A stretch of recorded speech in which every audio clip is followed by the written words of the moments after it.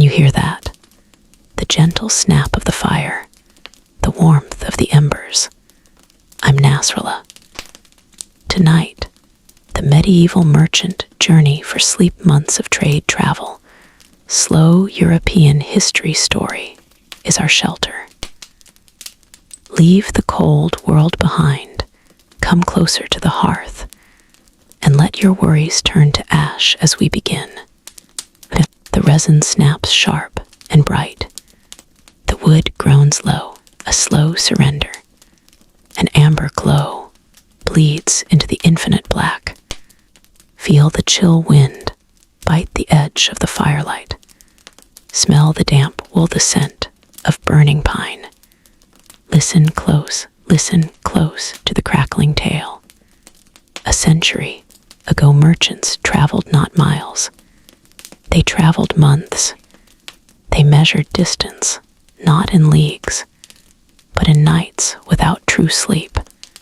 You know the silk they carried, but do you know the hidden weight of 100 frozen dawns? We speak of riches and power, but what was the true price of the pepper trade? What did it cost the soul to never truly rest? I am History Lullubay, and this is History Lullubay. We seek the history that whispers, the slow stories that make the past breathe tonight. We will not rush the road. We will walk the rutted paths with him, the medieval merchant, the man of wool and worry. His life was a map of exhaustion. We think of gold and glory, but we must remember the relentless cold, the relentless cold. We begin tonight with the road itself. Forget the maps of shining castles and straight lines. The medieval road was an enemy. It was not designed for speed. It was designed for endurance. They followed the oxen step by heavy step. The pace of the medieval world was an endless trudge, a slow drag against resistance. The wheels of the wagon were loud with complaint, screaming wooden protest across rutted tracks. The roads were mud and misery, always mud, always mud. Sometimes the sucking earth consumed the axle, and the journey stopped in the silence of deep forest fear. The merchant, he rode above the goods, not for comfort, but for defense. His hand always near the blade, his eyes heavy with the lack of sleep. He was a traveling treasury, a target marked by the spices he carried.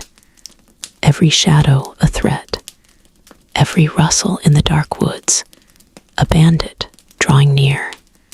The paranoia was his constant companion, his constant, unwanted guest. His sleep was never deep, it was a state of constant readiness. For 3, 4, 5, 6 months on end, true deep sleep was a luxury unknown to the road. The mind, the tired mind, never truly rested. It stayed coiled and ready, a spring waiting to snap.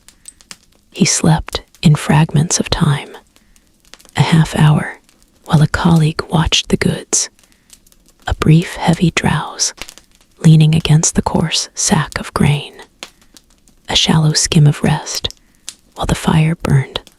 Imagine this exhaustion, this profound, slow draining of the very will.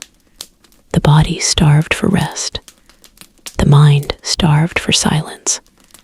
The sound of the journey was the sound of his anxiety, the creak of the leather, the shuffle of the hooves, the far distant call.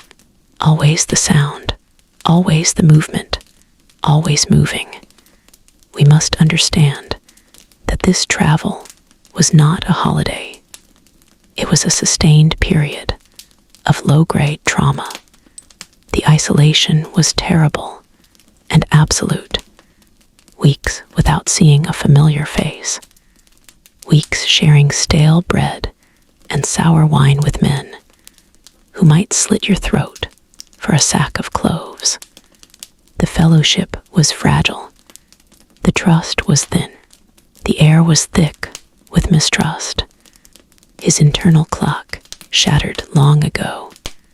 Day bled into night. Night bled back into the next misty dawn. He learned to measure time not by hours, but by the state of his feet, wet and frozen at night, stiff and aching by morning.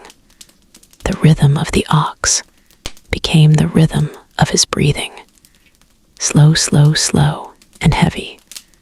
The pace of the medieval trade was the pace of a dreamwalker, hypnotized by the sheer monotony of the struggle. The silk, the pepper, the rich tapestry of the goods. These were the prizes, but the sacrifice was the steady erosion of rest, the loss of true quietude. The merchant was always listening, always waiting, always listening, always waiting. This slow suffering, this deep chronic weariness, this is the untold truth of the journey. The real history is carried not in the ledger books, but in the heavy lids of the man who walked through the endless cold. This slow history, this deep true story, we will uncover it together. We will continue tomorrow night by the amber light. Until then, remember the price of the pepper. Remember the sleepless nights. We watch the flame. We watch the flame now. The heat is a soft shield, a sweet lyre whispering comfort. It whispers of hearths and settled lives, of stone walls and dry wood floors. But the merchant knows better. He sees the amber glow, dancing on rough leather, on the oilskin that still smells of the last downpour. The fire lies, the road remembers. The road remembers the sweat dried into the heavy wool, the sour tang of 3 weeks unwashed, the cold that waits just past the ring of light, the cold that is not just temperature, but absence, the absence of peace, the absence of home. The fire is beautiful, yes, but it cannot burn away the smell of the trade, the deep, heavy scent of foreign spice, cinnamon dust mixed with horse manure, the cloying richness of silk that traveled too long, packed tightly in chests, breathing the damp air, a smell of immense effort, a smell of profit earned drop by drop, mile by mile. The human cost is not visible in the amber glow. It is hidden in the smell. It is hidden deep in the saddle sores that never truly heal. The sleep of the merchant is never whole. It is thin, porous sleep, a blanket woven of fear and exhaustion. He sleeps not knowing if the watchmen are truly awake. He sleeps hearing the muffled argument of the guards. He sleeps tasting the dry bread and rancid fat of yesterday. He sleeps hearing the distant howls of wolves, or maybe bandits. Always the worry, always the price. What is the price of this fine Venetian glass? The price is the frozen foot of the porter, carrying it over the Alpine pass. What is the price of this vibrant crimson dye? The price is the silent suffering of the man who harvested the tiny insects. The merchant does not ask the questions aloud. He does not ask where the silver ore was mined. He He just counts the silver. He just counts the silver. He tells himself the journey is the price. The aching joints the bone deep ache. The constant dampness that sinks into the marrow. This is the tax paid to God or the devil for wealth.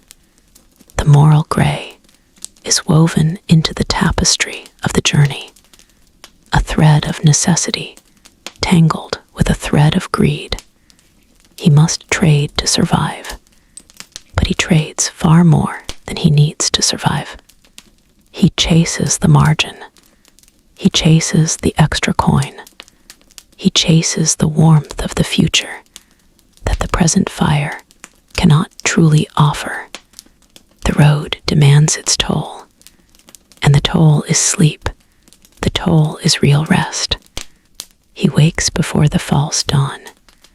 The light is still dark blue, heavy cold. He hears the mules stamping restless. He hears the slow, deliberate scraping of the cook stirring thin porridge. He feels the cold strike through the wool coat instantly. The glorious warmth of the fire is already shrinking, already becoming mere embers, a fleeting memory of comfort. The journey is a long, slow erosion of the self, an erosion by wind and rain and suspicion, an erosion by weeks, months, years spent moving, always moving, always moving. A life spent trading safety for wealth. A life spent buying sleep with exhaustion. He pulls his cloak tight. He stares one last moment at the whispering fire, the secret flame, the fire that knows the terrible cost of silk and spice, the fire that knows the burden of the gold coin. The fire burns bright. The road waits cold and dark. The road waits. The road waits. The merchant journey ends here. The slow sleep settles.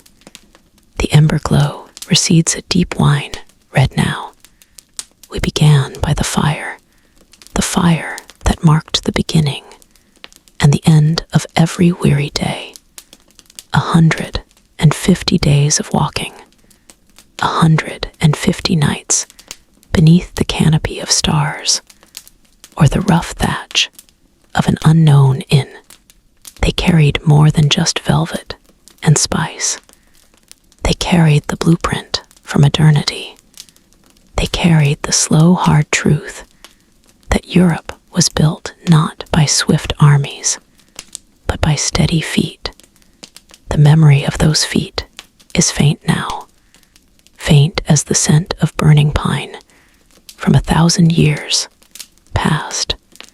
But the laws remain, the laws of credit, the laws of exchange, the slow system built on trust and wood smoke. They did not just seek profit, they sought continuity. Continuity required movement, and movement was measured not in miles, but in patience. Patience, a slow, deep currency they paid in every morning, every sunrise over the Rhine, every muddy crossing of the road to Lombardy. We talk of the cost of the goods, the high price of silk from the East, but what was the true weight? What was the true cost of months spent dreaming of home while lying on the unforgiving earth? The historian records the taxes and the tolls, but who records the dreams, the strange, fragmented memories of a child's face, seen only in summer, the deep ache in the bones that no amount of spring water could ever wash clean? The merchant left his home, a man of a town, a son of a parish. He returned a world traveler, a man defined by the road, by the slowness, by the waiting. Was the soul that left Antwerp the same soul that finally arrived in Genoa. The journey changed him irrevocably. It carved him into something harder, something more vast, something that understood the enormous silence of the world. The world whispers its secrets to those who travel slowly, to those who are forced to listen to the rhythm of the cartwheel, the sound of the rain on the heavy canvas. The journey was a crucible, a refining fire. It burned away the simple identity, leaving only the traveler, the keeper of distances. The journey ends. The map folds back upon itself. The road smooths out in the darkness of the memory. But the deep mystery remains. How did they endure the monotony? How did they keep the fire of purpose burning through the slow passage of time?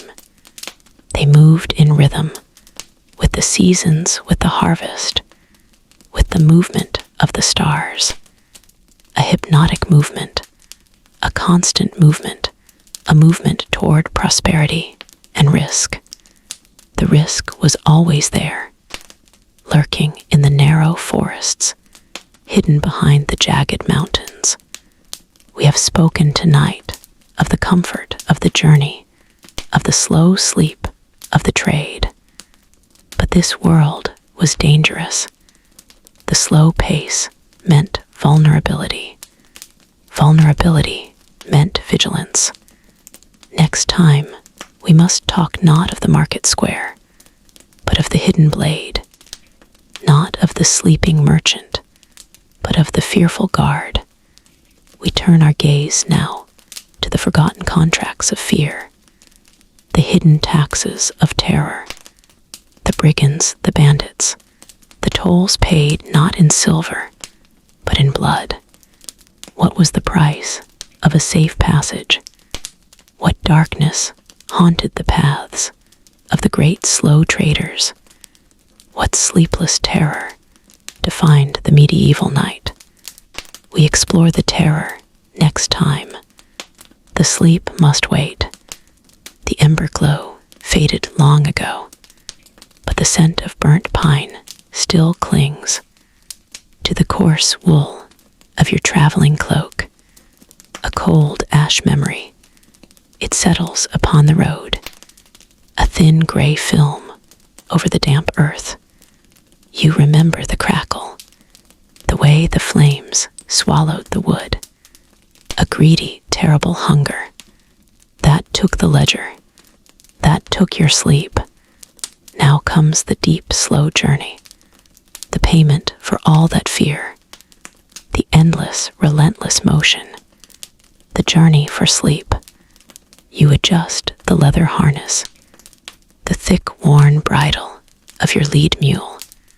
Barnabas the steady one. Barnabas, the silent traveler. He carries the weight of a year's hopes. Heavy sacks of English wool, tightly bound bales of spices, salt from the Mediterranean coast. Barnabas steps forward. One massive hoofall, then another hoofall. The sound is dull and cushioned. On the sodden track, step after step after step. The road is the master now. The miles dictate the rhythm. A slow, steady, heavy rhythm. A hypnotic, slow, heavy rhythm. The sun is a pale smear above the eastern hills. It offers light, but no true warmth. This is the early medieval morning. Damp, cold, ancient. The air tastes of peat and sweat, and the lingering smoke of yesterday's worries.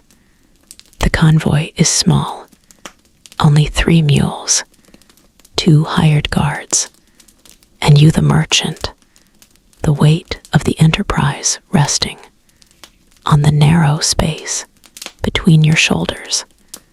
Your hand brushes the steel of the small dagger, a necessary comfort, for the road does not forgive.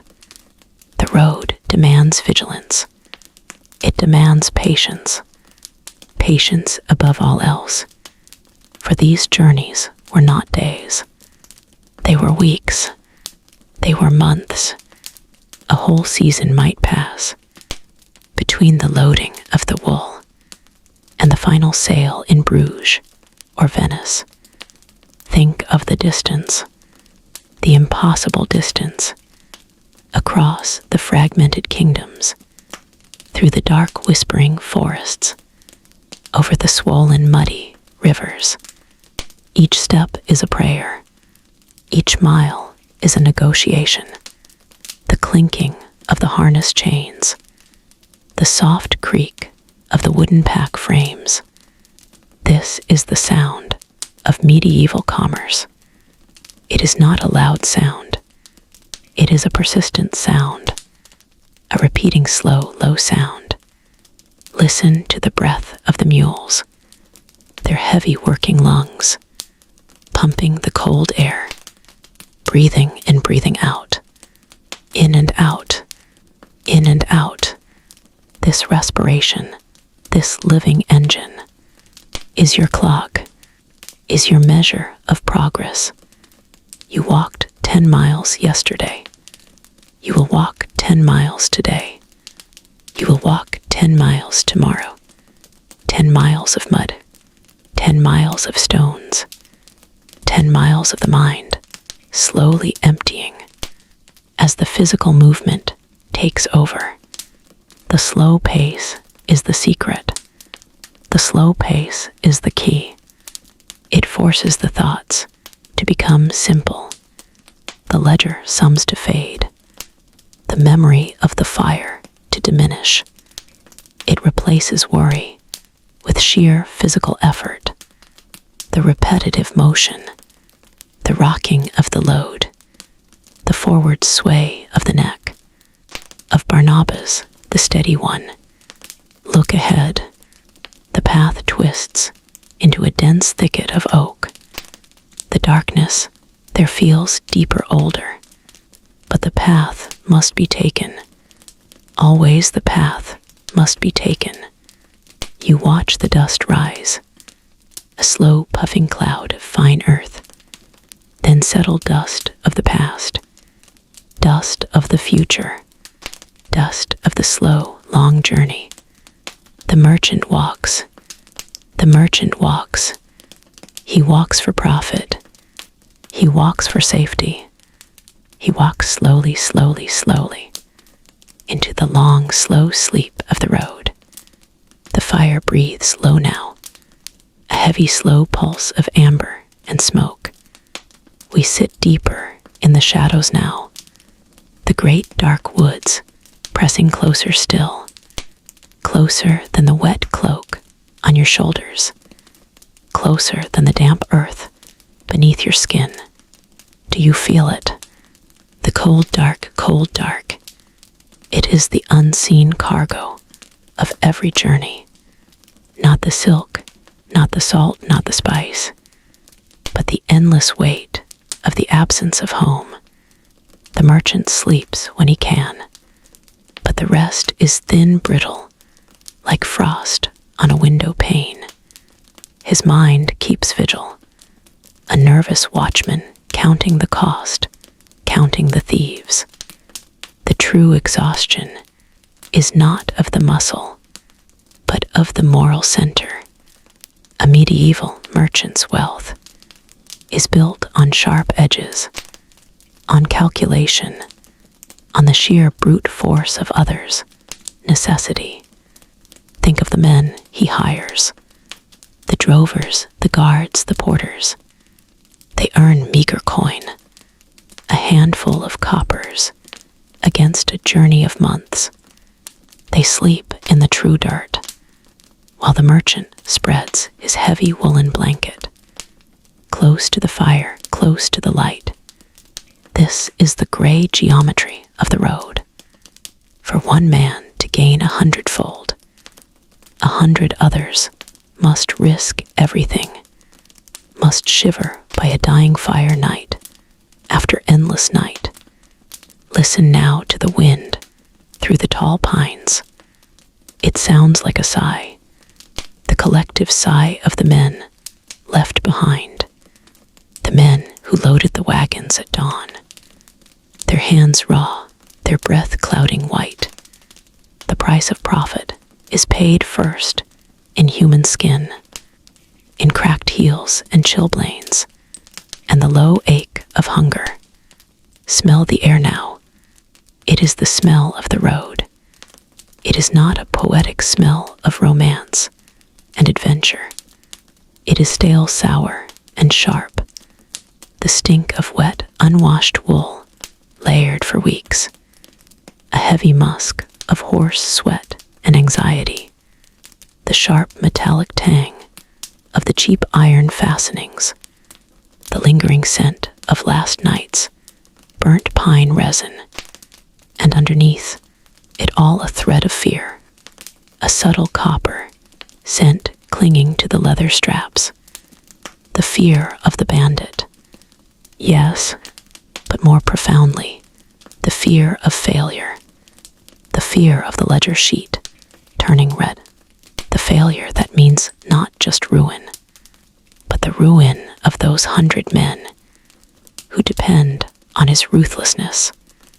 He is a necessary evil, the man who connects the world, but the connection is forged in discomfort and driven by a terrible, relentless greed. The greed is not a quick heat like this fire. It is a slow, cold burn in the belly, a constant, gnawing hunger for more. More bales, more weight, more distance. And this hunger prevents deep sleep. It keeps him half-waking, listening to every snap of a twig. Is that a wolf? Is that a robber? Is that simply the sound of the world, reminding him of his debt? He carries the weight of the silver. He carries the weight of the lies. The small lies told to the village chief to secure passage. The larger lies told to himself about the necessity of his ambition. Watch the fire flicker. The amber glow casts dancing shadows on the inside of the tent. The shadows distort reality, making the rough-spun canvas seem like palace tapestry, making the merchant seem like a king. But he is no king. He is a traveler, shackled by the movement itself. He is perpetually restless, perpetually watchful. The road demands this vigilance. It demands the sacrifice of simple peace. For months on end, he trades the comfort of a warm hearth for this cold, hard gray truth. He trades soft rest for sharp coin. He trades simple sleep for the hypnotic, terrible rhythm of the journey. Listen to the low crackle. It is the sound of time passing.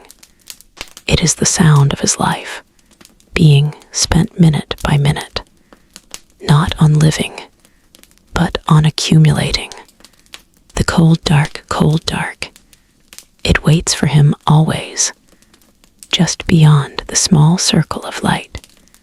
And when he finally closes his eyes, the road still rolls beneath him, an endless, unforgiving tremor, a silent reminder the journey never truly ends. Even in sleep, the moral toll is heavy, the sensory cost is crushing, but the spice must move, the thread must be spun, and the man of trade must pay the price. He must pay with his peace. He must pay with his sleep. The dust settles on the ledger now. The long, slow journey is ended. The wool is weighed, the salt is stored. The merchant sits in the quiet light, the heavy sill and set of the closed door. The cold ink stain on the thumb, counting the copper, counting the silver, counting the cost, the true cost. We trace the lines on the map now, the spidery trails crossing the mountains, the routes forged not by speed, but by infinite, slow repetition, the weight of the wheel grinding the stone, year after year after year. The ghost of the cart still follows the traveler back to the fire. The slow journey leaves its legacy, a web of quiet understanding. Europe connected by the small things, by the thread of linen, the handful of spice, the slow breath of commerce, a memory etched deep into the ground. The ground remembers the ground, remembers. The damp footprint, the broken buckle, the place where the wagon stopped for sleep. The slow way was the only way. And in that slowness, in that stillness, we find the core of the mystery. The untold story is not in the tally, not in the prophet written clearly, but in the unwritten hours of darkness, in the deep sleep under the cold sky. What dreams haunted the merchant then? What shapes moved in the heavy shadows? We never knew, we never know. The sleep of the road is different sleep, a restless, heavy, deep, heavy sleep, a silence that absorbs the world, leaving only the whisper of pine needles and the cold truth of isolation. The journey asked for patience, but it demanded something more. It demanded the surrender of the self to the endless rhythm of the road, to the endless turning of the world outside the village walls. The stones of the ancient market remain, worn smooth by the boots of men, generations of slow trade, generations built on the quiet sum, the accumulation of small moments. The legacy is resilience, the resilience of the slow path, the resilience of wood and rope, the heavy timber of the counting house.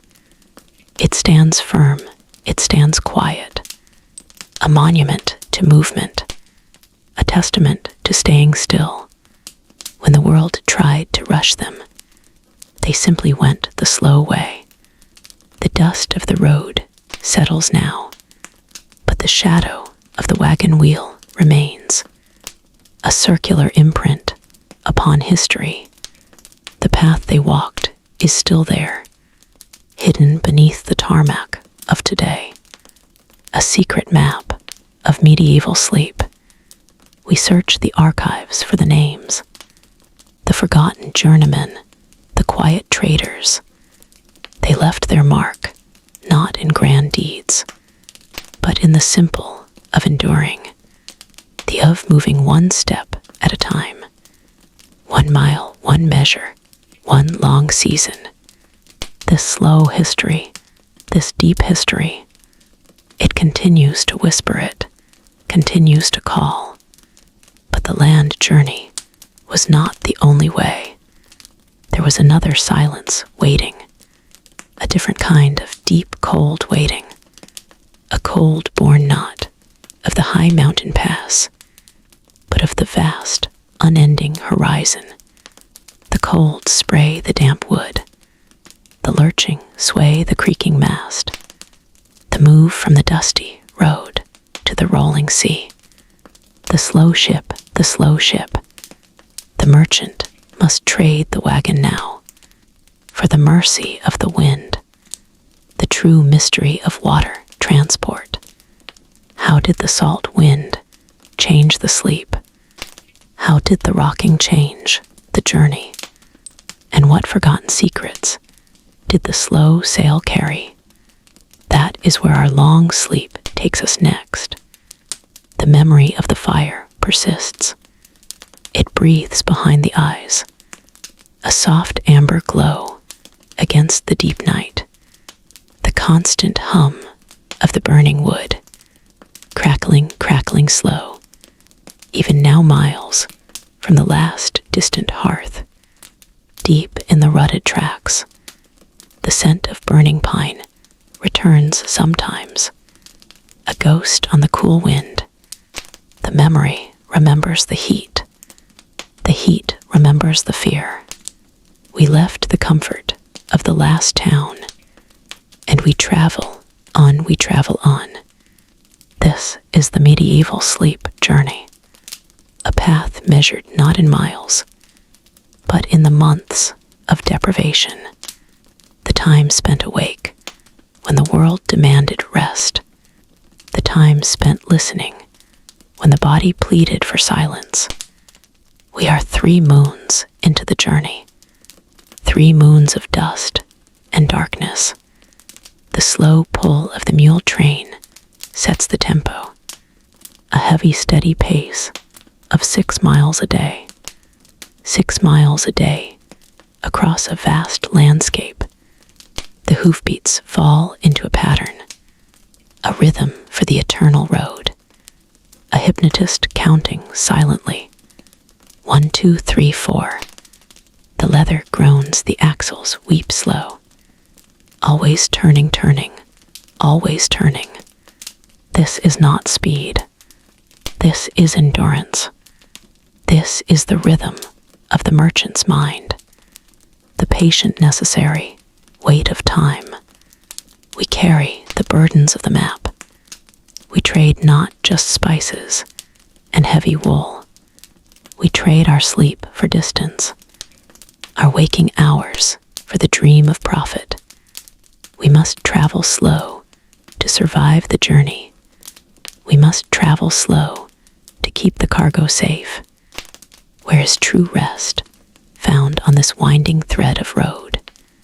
Is it the rough straw pallet in a noisy, a room shared with strangers and suspicion, where every cough is a potential threat, every hurried movement a sign of trouble, the air thick with stale wine and rising dread? Or is it here, beneath the wide, silent vastness, the cold ground, the heavy cloak pulled tight, a short sword handle cold against the sleeping palm? Sleep is a luxury, never fully afforded, not to the man carrying the weight of the market, the weight of the silver, the responsibility of the bond. It is a light sleep, a fractured sleep. We listen for the wolves outside the ring of wagons. We listen for the shift of the hired guard. We listen for the wind that carries no warning. We listen, always listening. The bales of raw salt heavy and stark white, the bundles of fine Flemish woven cloth, the scent of dark pepper sharp in the moisture. They are not just objects, they are burdens. They demand constant vigilance. Vigilance, vigilance, without fail. We travel for months across Europe. The sun rises, the sun sets. The road changes from packed earth to slick mud to sharp stone. But the internal weight remains constant.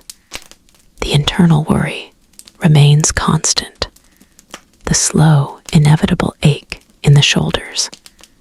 The pressure behind the tired eyes. The constant slow need for movement forward. The body begs for stillness. The market demands motion. The route demands patience. How many nights pass without true deep rest? How many years are consumed by the simple of the journey? The merchant forgets the softness of his own bed. He forgets the profound silence of his own small hall. The relentless noise of the journey becomes the new silence. The constant turning becomes the definition of stillness. They are ghosts moving cargo across the ancient map, men defined by their waking fear. Did these merchants ever truly stop moving? Did their minds ever truly find stillness? After months of trade travel, after years of trade travel slow and long, when the merchant finally returned to his quiet home, was the road truly left behind? Or did the hoofbeats echo in his hollow dreams forever, forever and slow, forever and slow?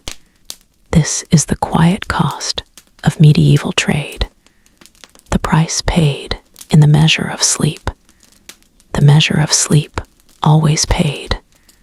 The fire whispers low now, a tired old breath of heat against the overwhelming black of the European night. The pine spits soft embers, a small red meteor shower falling into ash, a deep amber glow, the only honest light. We trust you are still here by the fire, watching the shadows lengthen, the shadows of the guards, the shadows of the bales, the shadows of doubt. We spoke of the journey, the unending miles, the taste of dust, the taste of cheap wine, the smell of damp wool, the smell of fear. But the ledger holds more than numbers. The ledger holds the weight of compromise. The wool you wrap yourself in now, it is soft against the neck, soft and expensive. But the shearer back in Flanders, he shivered through that shearing. He shivered for a handful of copper, copper that keeps you warm tonight. It is the moral gray of the journey. The trade is never clean. Listen close to the crackle. It masks the sound of the road, the memory of the axle snapping, the sudden chill when the local lord's men rode too close. The merchant sleeps, if you can call it sleep. The rough blanket smells of smoke and horse sweat. He dreams of Venice perhaps, or the clear canals of Bruges. But the images are clouded, clouded by the face of the man who sold his leather too cheaply, the desperate hunger in his eyes. The merchant saw it. He saw the need, and he pressed the price down lower still. A necessity, he tells himself, a matter of profit and survival. The journey demands this hardness. The spices in the woven sack beside him, cinnamon dark, pepper sharp, they were bought with the same cold logic. They crossed mountains. They crossed the deep rivers, carried by backs that bent low, backs that broke perhaps. The cold of the stone ground seeps upward, even through the thickest palate. It is an ancient cold, the cold of history, repeating itself. The merchant wakes often. He listens for the footfall, the wrong kind of footfall, the footfall of hunger, the footfall of greed, the greed of others, or perhaps his own greed, reflected back by the night. The moral cost of the journey, it sits heavier than the actual cargo. The silk he carries, so delicate, so fine, it feels like guilt in his fingers. Silk from distant lands, woven by hands unseen, hands that worked for two. Oh, many hours, worked without rest, so he might rest here by this fire. Rest briefly. He is a bridge between worlds, the hungry world of production and the demanding world of consumption. He profits from the distance. He profits from the hardship of others. He must, or the journey ends here. In the cold mud, the fire dies down a slow retreat of light. The scent of burning pine is fading, replaced by the sharp biting scent of morning dew and the metallic tang of dried sweat. He shifts his weight. The journey is his life now. The road is his home. The prophet is his absolution, or his permanent stain. He tells himself that without him, the silk stays unworn, the spices remain unused. He brings the world together. But what does he break to make those connections? What does he break? What does he break in the endless long months away from home, in the endless search for profit? The journey demands its price, demands its silence, demands its sleep, but the sleep never comes deep enough, never deep enough. The great journey ends. The heavy oak door closes softly. The sound of the city fades, replaced by the crackle of a small fire, a scent of sweet rosemary and settled dust. This is the final stillness, the silence after the trade, the profound, heavy quiet that follows months of movement, months of bone-deep fatigue. What remains of that endless road? What traces did the merchant leave behind? More than coin, more than the ledger we spoke of. They left behind a nervous energy, a system of invisible lines that now bound the world together. Lines of credit and promise, lines drawn by exhaustion and risk. They sought safety, they sought profit for their kin, but they unwittingly built the architecture of tomorrow, the scaffolding of finance, the slow, careful geometry of banking, not in grand halls of marble, but in hurried meetings at dusty inns, in whispered deals beneath the weight of the starry night. The world had been disconnected, a patchwork quilt of hostile regions. The merchant stitched it together, thread by thread, silk thread spice, thread silver thread. The binding agent was trust, a trust purchased at the cost of sleep, a profound, vulnerable trust. Look closely at the archives of history. You will not find the merchant's signature on a treaty. You will not see his face on a monument. His monument is the network itself, the speed at which goods move today, the ability of your own hand to purchase something from a distant shore. It began with a man who simply needed to sell wool. It ended with a unified hemisphere, a single financial, nervous system, driven by the same primal fear, the fear of loss, the dream of return. The ledger remains, not just a record of coin.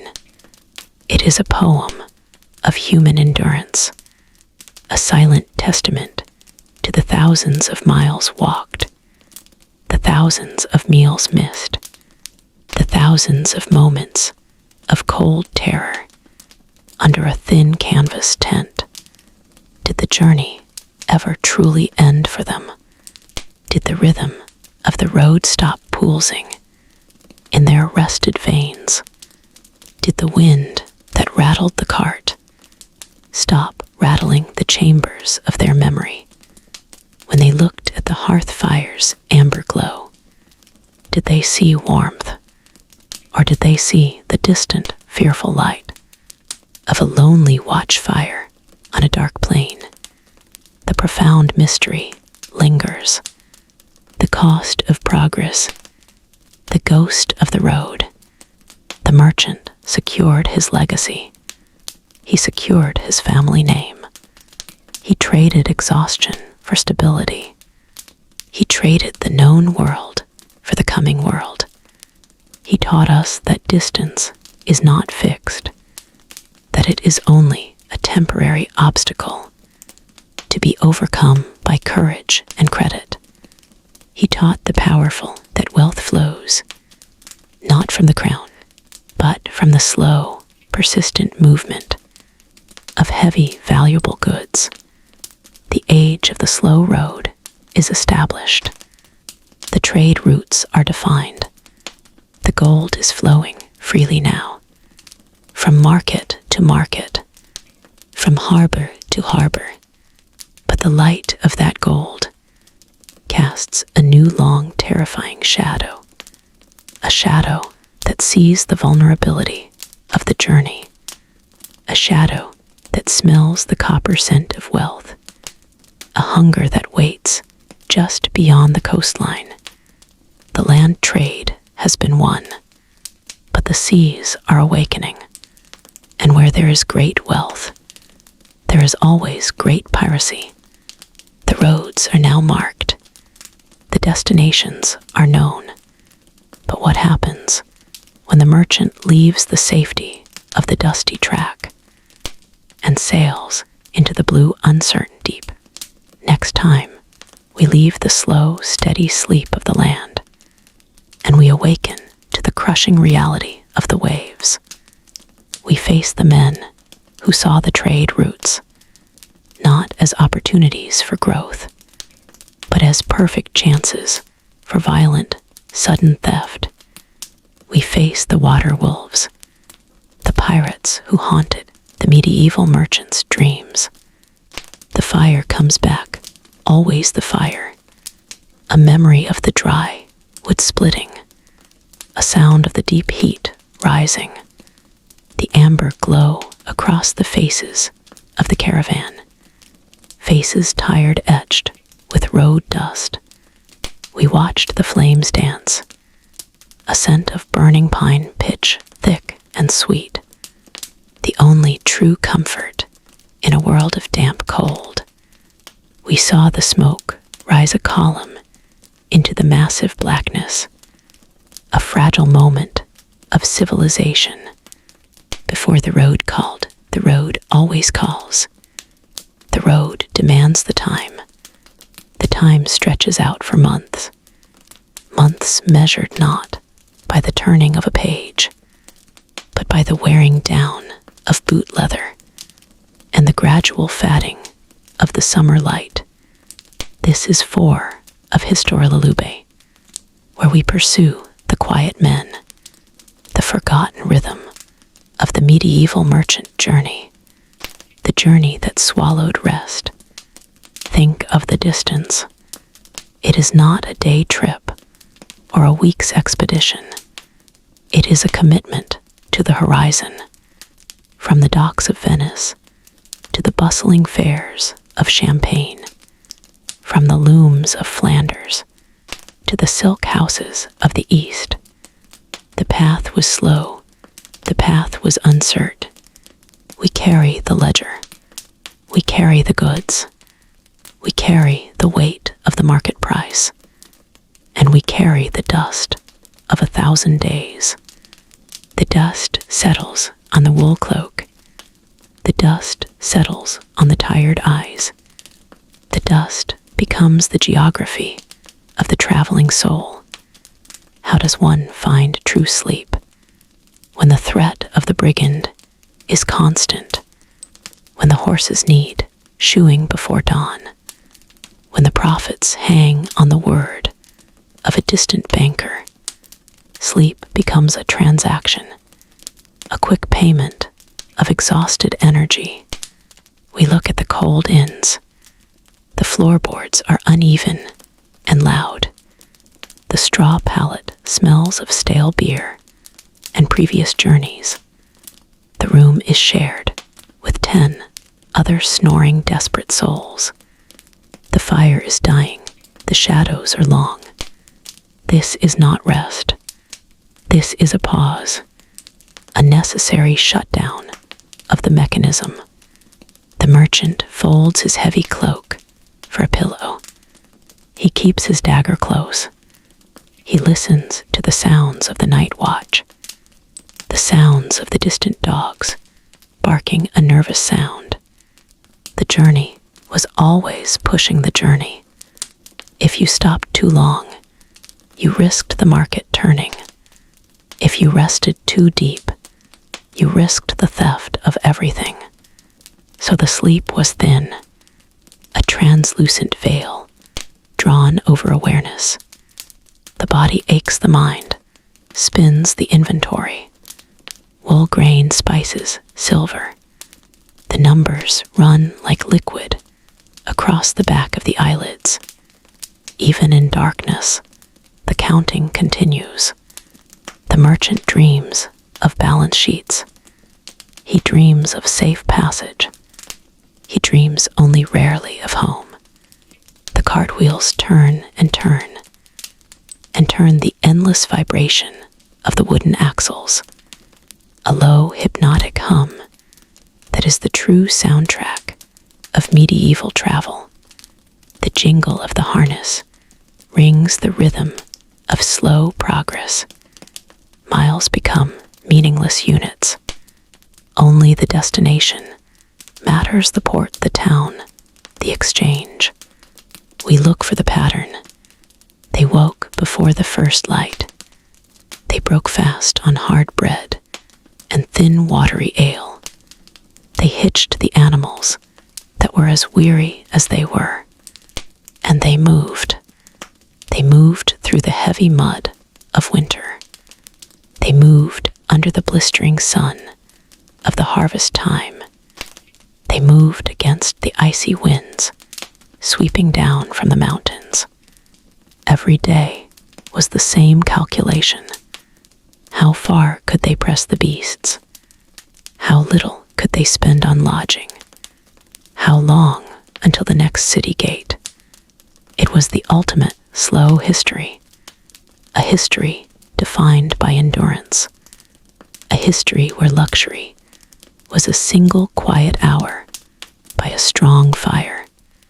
The merchant's life was a permanent state of waiting, waiting for the weather to break, waiting for the ferryman to cross, waiting for the gates to open, waiting, always waiting for the moment when he could finally close his eyes without worry.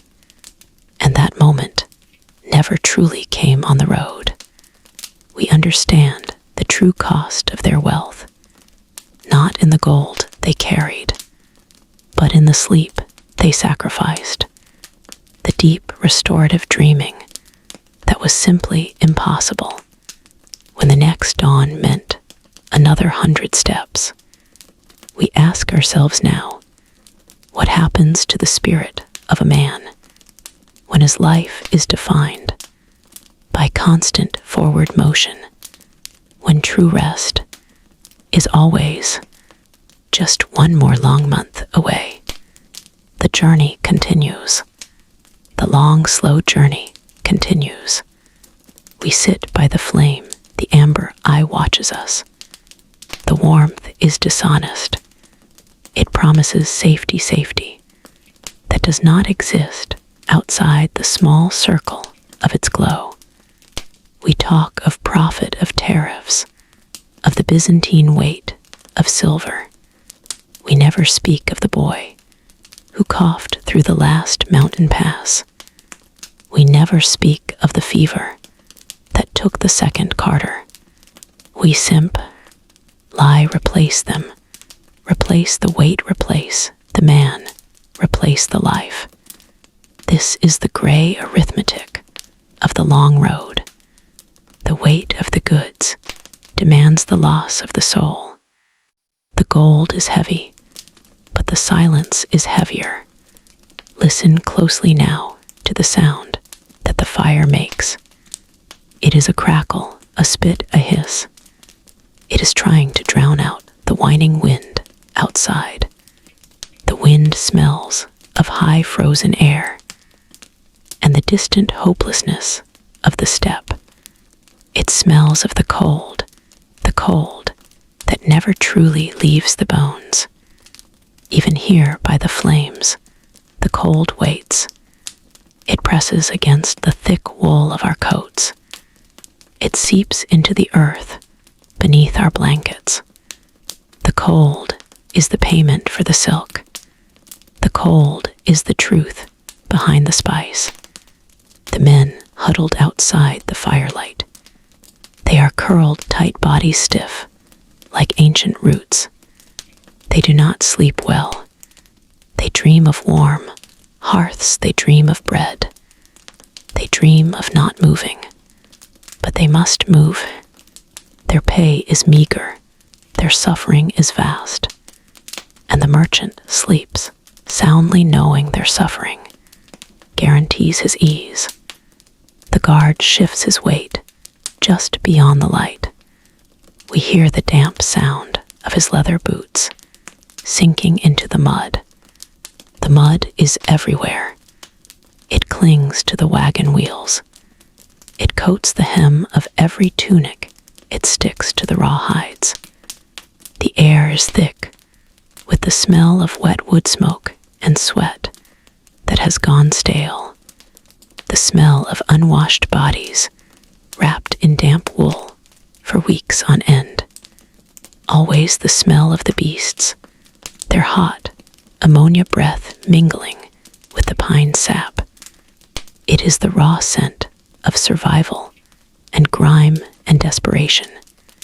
The true fragrance of the medieval road is not frankincense. It is wet wool and fear. It is always the dampness. It is always the shadow of illness hanging over the camp like a low cloud. The merchant knows this cost. He funds this misery. He sees the faces illuminated briefly when a log shifts and sparks fly high. He sees the sunken eyes, the chapped lips, the hands raw from holding reins too tightly. He pretends not to see the shivering. He tells himself the suffering is necessary. He tells himself civilization needs this cargo. He tells himself the prophets will build churches and feed the poor later. Later is the biggest lie told under the silent stars. The fire breathes out its last best warmth. The embers dim to a deep sullen red. The rhythmic snoring of the other travelers begins slow and deep, a temporary oblivion. But the merchant does not find oblivion so easily. He feels the cold creeping up his spine, despite the thick fur lining of his cloak. It is not the physical cold of the night air.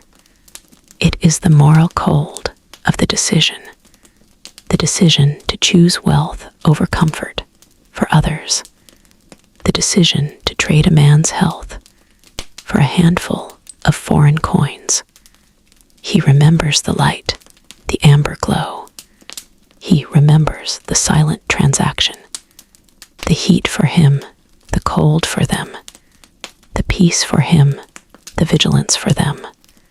And tomorrow, the weight will be loaded, the journey will continue, always moving, always trading, always calculating the silent human cost of the caravan, the silent, endless weight of the merchant's gold.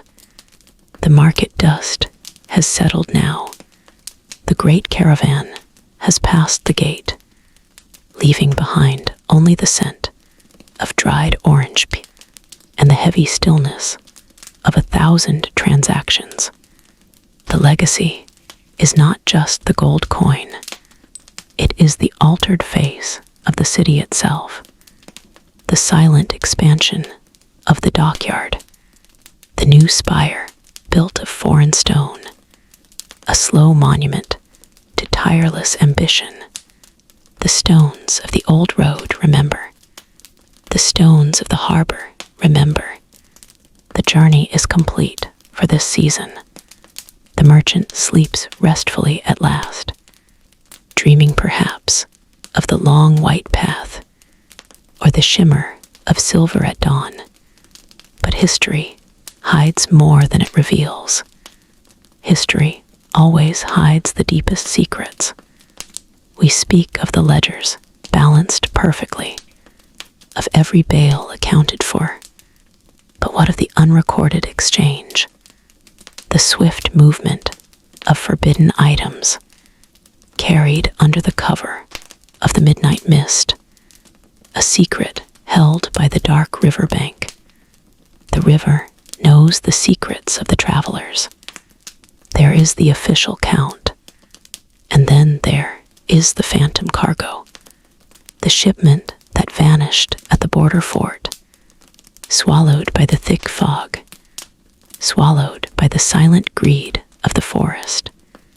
A legend persists in the northern halls of a chest of Baltic amber, a king's ransom in fossilized light, lost near the crossing point of the Three Pines, buried deep beneath the sleeping roots. The earth guards its treasure fiercely. The earth keeps its own time. The mystery is not the loss itself, but the name of the man who took it. Did he ride with the merchant caravan, or wait silently in the shade of the bridge? A betrayal etched into the unwritten, a story told only in the crackling firelight. The fire remembers the whispers. The trade routes were lines of life, lines of connections slow and deep, but they were also veins of vulnerability, paths for plague and espionage, for the quick, sharp knife in the alley dark, and the promise broken before morning light. The map we study is incomplete. The real map is hidden in human fear, hidden in human trust. The true map is invisible. It exists only in the lineage of the old families, in the quiet understanding between rival houses, in the rhythm of the slow journey, always the slow journey. The merchant may have rested, but the road never does. The road waits, always waits. This closes with the weight of the past, the weight of the wool and the spice and the silver, the slow weight of accumulated time. We have tracked the summer journey. We have watched the dust settle on the scales.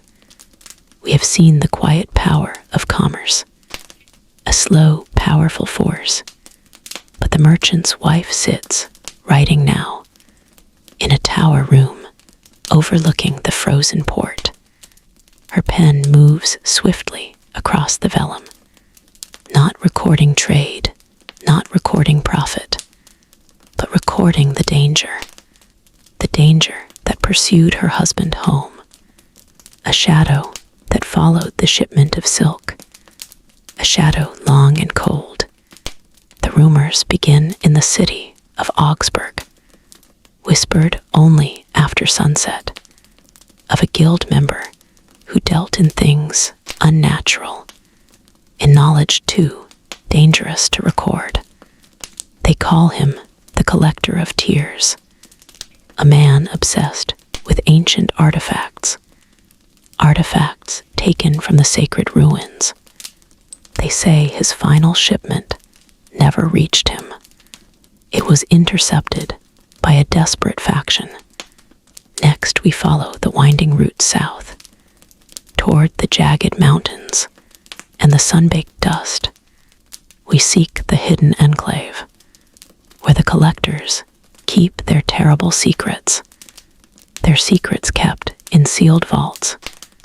What did the collector of tears truly trade? And why did his final payment arrive in bone-white sacks? We turn turn our gaze now to the forgotten mountains and listen for the slow ringing of the alarm bell. The mystery deepens in the silent south. The quiet south awaits us now. We remember the fire, the slow, deep breathing of the forest night, the only warmth, the central heat, the crackle, crackle, crackle of the green wood, fighting the cold air. It was an amber glow, a beautiful, slow ember dance against the black canvas of the world, a world that wanted to take everything, the velvet, the copper, the heavy Spanish wine. You held your breath. You held your chest close, because you knew every single hour of sleep was an hour of vulnerability, an hour where the iron box beneath your head might disappear, melt back into the damp earth. So tell me this history, watchers. What price did the medieval merchant truly pay? Not for the silk, not for the spice, but just for one single unbroken hour of sleep. 1 hour of absolute defenseless rest.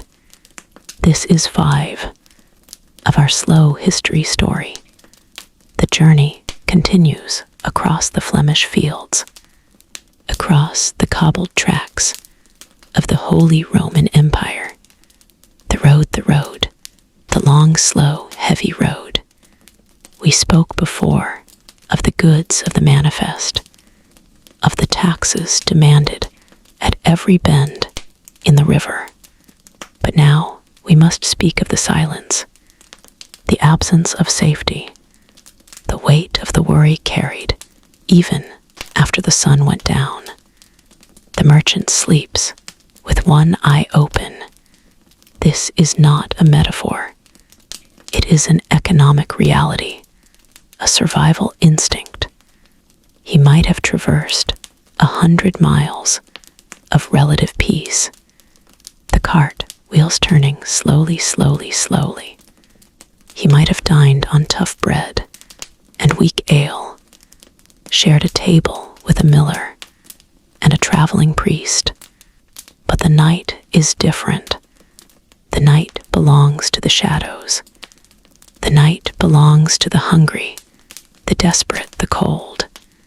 Think of the innkeeper's bed, not the feather mattress of modern dreams, but damp straw, perhaps a shared pallet, perhaps the floor itself. The floor, the cold, uneven floor, shared with 2, 3, 4 strangers, each one a question mark, a hidden potential threat. The constant sound of breathing, the deep rumble of a neighboring sleeper, the rustle of the rough woolen blankets, the scent of unwashed bodies, of stale smoke, of wet leather. Sleep, sleep, sleep was never truly deep. The precious heavy weight, it was always there. The weight of the prophet, the heavy velvet, the sharp steel, the delicate glass. It lived just inches from his skull. The merchant must devise his own security system. The small ritual, performed every night.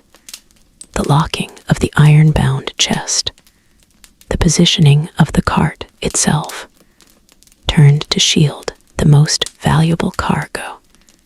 The placing of the trusted servant closest to the door, or outside, wrapped in a cloak against the chill. He prays for darkness, but fears the silence. He wants the sounds of the night to be normal.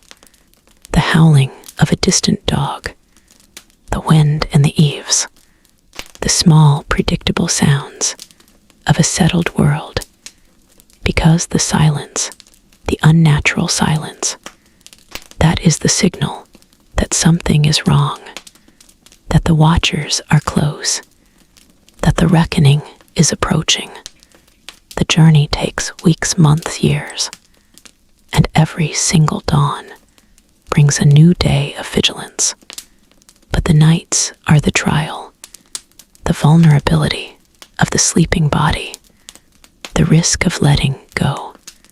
He must choose his stopping place with extreme care, the reputable inn with the high stone wall, or the lonely roadside fire like the one we remembered. The fire, the beautiful hypnotic fire that offered warmth but also shone like a beacon, saying, look, look, look here, is money here, is value here, is trade. He dreams of home.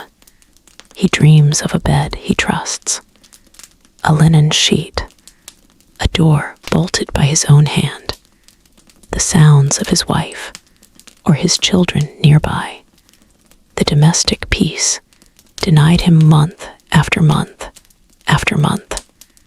But when he wakes before the sun rises, the chill still heavy in his bones, he checks the chest first. He checks the seals on the goods first. Only then does he allow himself a drink of cold water, and the reality returns. The long, slow road calls him the weight, the precious heavy weight must be moved, and the vulnerability of the night, the secret price of sleep, is temporarily forgotten until the shadows lengthen and the campfires must be lit once more. The fire settles now, a low red hum. The amber heart shrinks closer.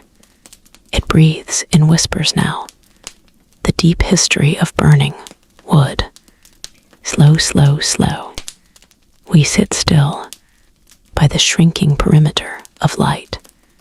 The warmth is a gift, a temporary lie against the cold that waits, the cold that has followed us for months. The journey demands a price, not just in silver and salt, but in the deeper stuff, the soft edges of a man's soul. The merchant who left his hearth was not the merchant who arrived at the next market town. He sits heavy, wrapped in wool that smells of 3 countries, and the sharp, bitter tang of his own fear, and the stale, wet dog smell of the horse's breath. It clings to the leather, it clings to the memory of sun, and sun is so far away now. The road teaches cruelty, a necessary hardening. The caravan must move, even when a man falls sick. The ledger demands movement. The promise of the silks in Venice, or the heavy spices of the East, outweighs the mercy of the moment. He remembers the look, the eyes of the man left behind by the track in the early snow, a look not of anger, but of complete understanding. This is the cost of the goods. This is the unwritten tariff. The gold in the chest is heavy, but the silence beside the fire is heavier still. He turns his cloak closer, trying to shield himself from the thoughts that drift like the ash-gray smoke from the crackling pine. The moral gray, it lives here in the damp dirt. It sits between the guard and the sleeping mule.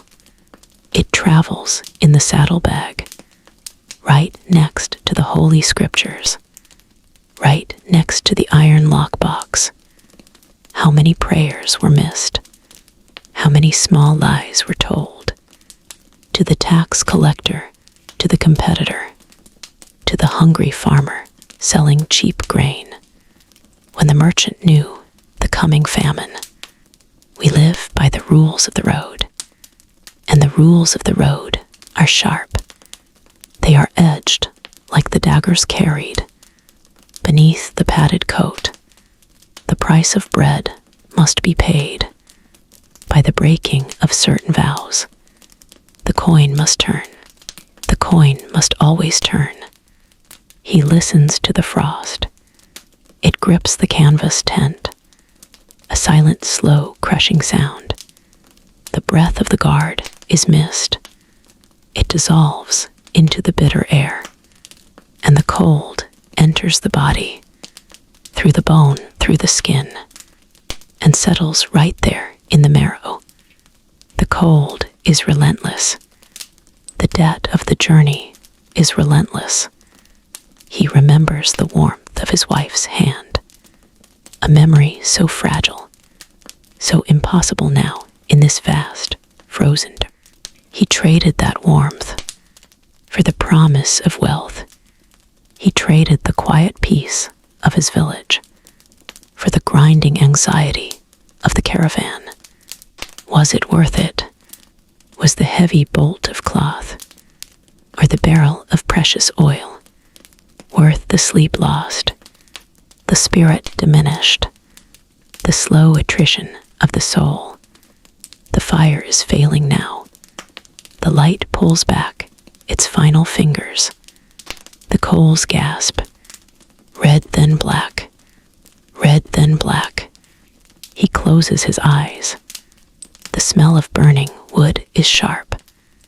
A final scent before the deep black cold returns. He holds the stone of the fire's warmth. In his mind, he holds the hope of home. The road is long. The night is long. The ledger is long. He waits for the waking sound. The sound of the mule leader stirring. The sound that means the weight must be lifted, and the journey, the necessary cruelty, must begin slow, slow, slow. Through the dark gray dawn, the last amber light drains away now, leaving only the ghost of the long road. The spices are sold, the silks unpacked. The voyage is done, done, done. But the journey leaves a shadow, a deep, unsettling question, settled in the quiet dust. Where does a merchant go when the sea spits him back onto the shore? When the ledger is finally closed. The ledger is closed. The tally is settled. But the true price remains unspoken, remains unseen. We stand here in the vastness of the empty counting house. The heavy wooden beams hold the scent of centuries, of dried salt and panicked sweat and distant sandalwood, a vestige, a remnant, a fading memory of wealth. They built the great houses, the cold stone castles. The names are etched into the city walls, but the men themselves vanished like smoke in a sudden draft. They bought their silence. They purchased their retirement. They sought peace far from the crackling lamps of the harbor. The mystery of their disappearance is not a sudden death. It is a slow dissolve into the very fabric of history. We search the brittle scrolls. We trace the lines of ink, looking for the human heart hidden beneath the numbers. The numbers lie. The numbers always lie.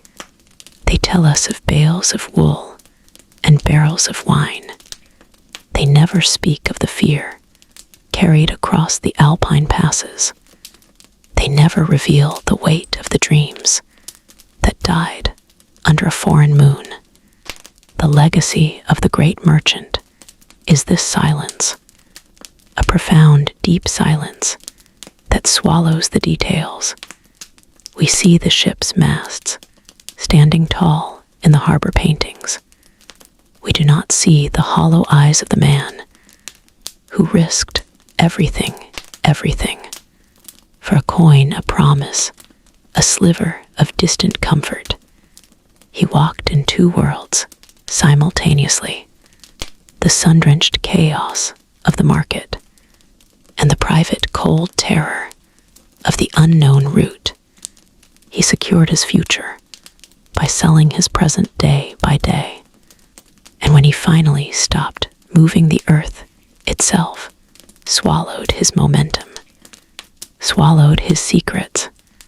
His treasure is scattered now, not in chests of gold, but in the shape of the world he forged, the bridges he funded, the universities he endowed, monuments to a man who wanted desperately to be forgotten. After he was remembered, we still hear the whisper of the forgotten currency, the coins that held more than just silver. They held curses, they held bargains with the road itself. But why the sudden halt, the complete retreat? Did they find something on the route that broke their iron will? Was there a commodity too terrible to list in the ledger? A secret cargo they could never truthfully declare? The ledger is closed. The road is closed. The merchant sleeps, perhaps. We are left with the silence and the cold stone. But wait, there is one path we have not yet walked. We have followed the man and his money. But what of the invisible passenger? The thing that traveled alongside the spices and the silks, the entity that required no food, no water, no sleep, something ancient, something predatory that used the merchant routes as its own dark highway. Next time, we leave the safe shelter of the counting house and follow the invisible thread of the plague. The great sickness traveled just as fast as the silk. Who were the silent carriers? And what did the plague truly seek? Was it just a disease? Or was it the ultimate price for trade? The memory starts with fire. It always starts with fire. A soft amber glow licking at the darkness. A low, persistent murmur. The crackling wood whispers secrets to the night air.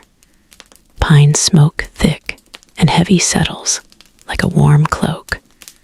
The scent of burning resin. A taste of safety in a world that offered none. You remember the heat on your weathered palms, the heat that drove the damp chill from your bones, the one true anchor against the endless moving road. The fire breathes out, a soft hiss of embers collapsing into ash, a temporary death, a temporary ending to the fear. This was the merchant's true home, not the grand manor built of stone and ambition, but the small dying fire by the roadside, the brief moment, tea of stillness between Milan and Ghent. We speak of trade routes, of silk and of silver, of the prices of pepper in the northern markets. But what truly burns away when you spend 100 nights on a narrow, unyielding path? What secret does the soul lose to the ceaseless dust? Listen closely now. The journey was not measured in miles. It was measured in lost sleep. It was measured in months of moving shadow, months of trade travel. The day ends not with rest, but with the slow, meticulous fear of bandits, and the damp chill rising up from the European earth. The horses sigh heavy, deep sighs, their breath white in the cold air. The leather creaks under the weight of the bales, bales of wool, bales of fine English cloth, the weight of the future dragging behind you. You lie down in the narrow tent, or sometimes just under the cart. Your pillow is a sack of grain, hard and unyielding. is never level. The ground is always waiting to pull you back into its cold embrace. You cannot sink deep. You cannot surrender to the darkness. You must remain on the surface of sleep, like a small, fragile boat on a restless sea. One ear listens for the shifting of the guards. One ear listens for the sound of hooves. The wrong kind of hooves. Sleep is a luxury you cannot afford. Sleep is a brief transaction, a debt you must pay quickly and grudgingly before the long, relentless dawn demands your attention. The nights are long. The nights are slow. The stars rotate above the canopy. They track your movement. They mock your lack of progress. The clock of the medieval journey is slow. It measures time not in hours, but in the deepening weariness, in the steady blurring of one town into the next town. You remember the inn at Nuremberg, the smell of sour wine and stale bread, the straw pallet scratchy and alive with small things. You remember the inn at Bruges, the clamor of voices and the endless haggling, the dream that broke suddenly like thin ice. Where is the true rest? Where does the merchant go when his mind cannot detach from the value of his cargo, from the tally book hidden beneath his tunic? The gold weighs him down, even when the gold is not on his person. The gold sits in his mind, a relentless calculation, a silent, ceaseless counting that prevents the surrender, the necessary surrender.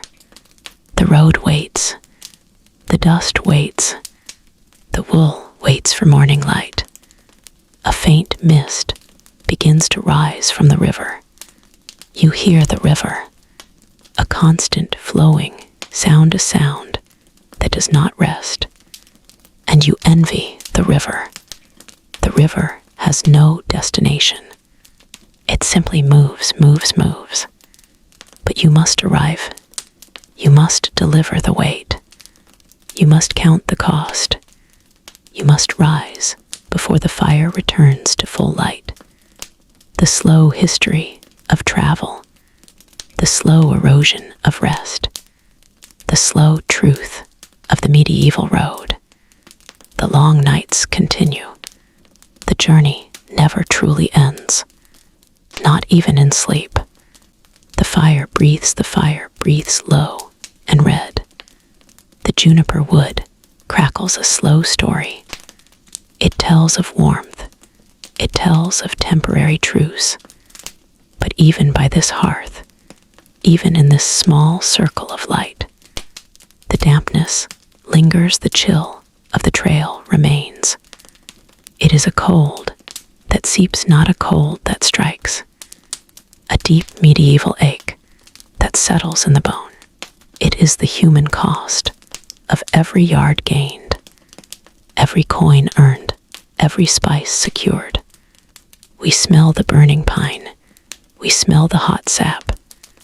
But underneath that clean scent rests the deeper truth.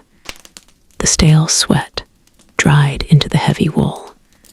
The musk of the horses tethered nearby restless.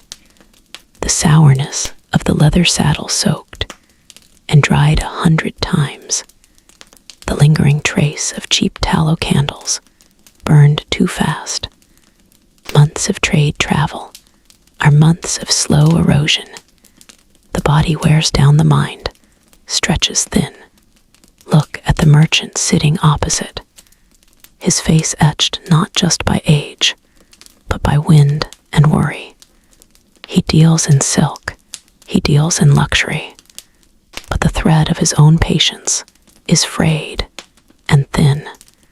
The calculation never stops, never truly sleeps. The weight of the goods is the weight of his soul? Is the cost of the pepper worth the life of the guard? Is the profit of the iron worth the frostbite on the porter's hands? The market dictates the price, but the road demands the true tariff, the painful exchange. The moral grays are not sudden shocks. They are the slow creeping compromise of the long road. You pass the sick man, you keep walking. You lose the mule, you calculate the loss, not the suffering.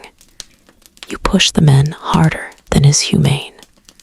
Because the winter waits, the debts wait, the clock ticks slow and unforgiving. The cold remains just beyond the firelight. It is the shadow of every abandoned inn, the memory of every damp lean-to. We borrow heat now, we steal a moment of comfort, but the debt is due at dawn, when the wool feels heavy, and the metal of the cooking pot bites your skin. Listen to the sounds of this momentary pause, the soft shifting of ash, the low moan of the distant wind, the rhythm of heavy breathing men, truly exhausted. Not the quick gasp of battle, but the slow, deep weariness. The body demands rest, but the mind remains vigilant, always listening, always waiting for the snap of a twig, the whisper of a bandit in the deep European dark. The merchant closes his eyes, but his hands clench still. He dreams not of soft beds or feast tables. He dreams of the ledger. He dreams of the coin. He dreams of the return. The journey is the story, the journey is the cave, and the fire is only a brief reprieve, a hypnotic illusion of safety in a land that offers none. The smell of dried river mud still clings to the hymns, a reminder of the struggle, the endless pulling, the struggle up the slippery bank, the strain on the spine, the sound of the cartwheel on rough cobble, that grinding, that slow, repetitive, hypnotic grinding. It is the true lullaby of the trade road, grinding down the stone, grinding down the spirit, grinding down the humanity bit by slow bit, until all that is left is the essential function. Move forward, cell, high, survive low. The fire sinks the embers, lose their fierce red. They become amber, they become soft gold.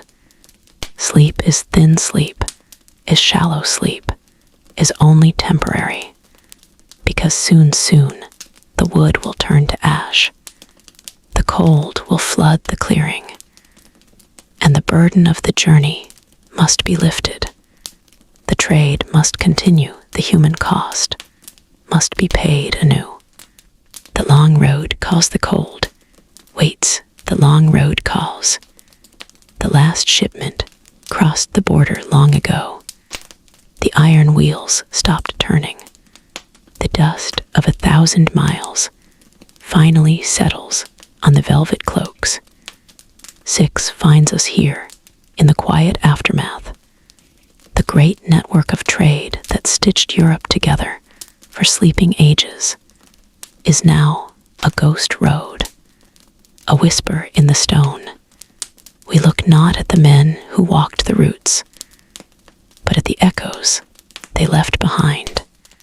The legacy is not just the gold minted into coins heavy with the scent of far-off spice. The legacy is the town itself, the tall spire, the vaulted ceilings, the market square that swelled from a muddy crossing point because of one man's need for good wool, or another's craving for amber.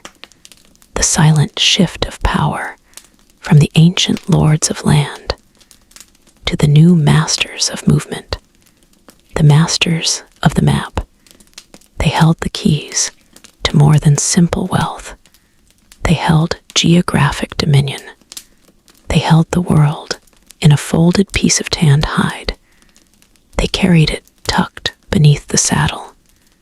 They mapped the pitfalls, the bandits, the clean water sources that saved lives when the deep fever struck. They carried the knowledge. They protected the knowledge. They never wrote the full truth down. Never, never, never. The ledger entries are coded whispers.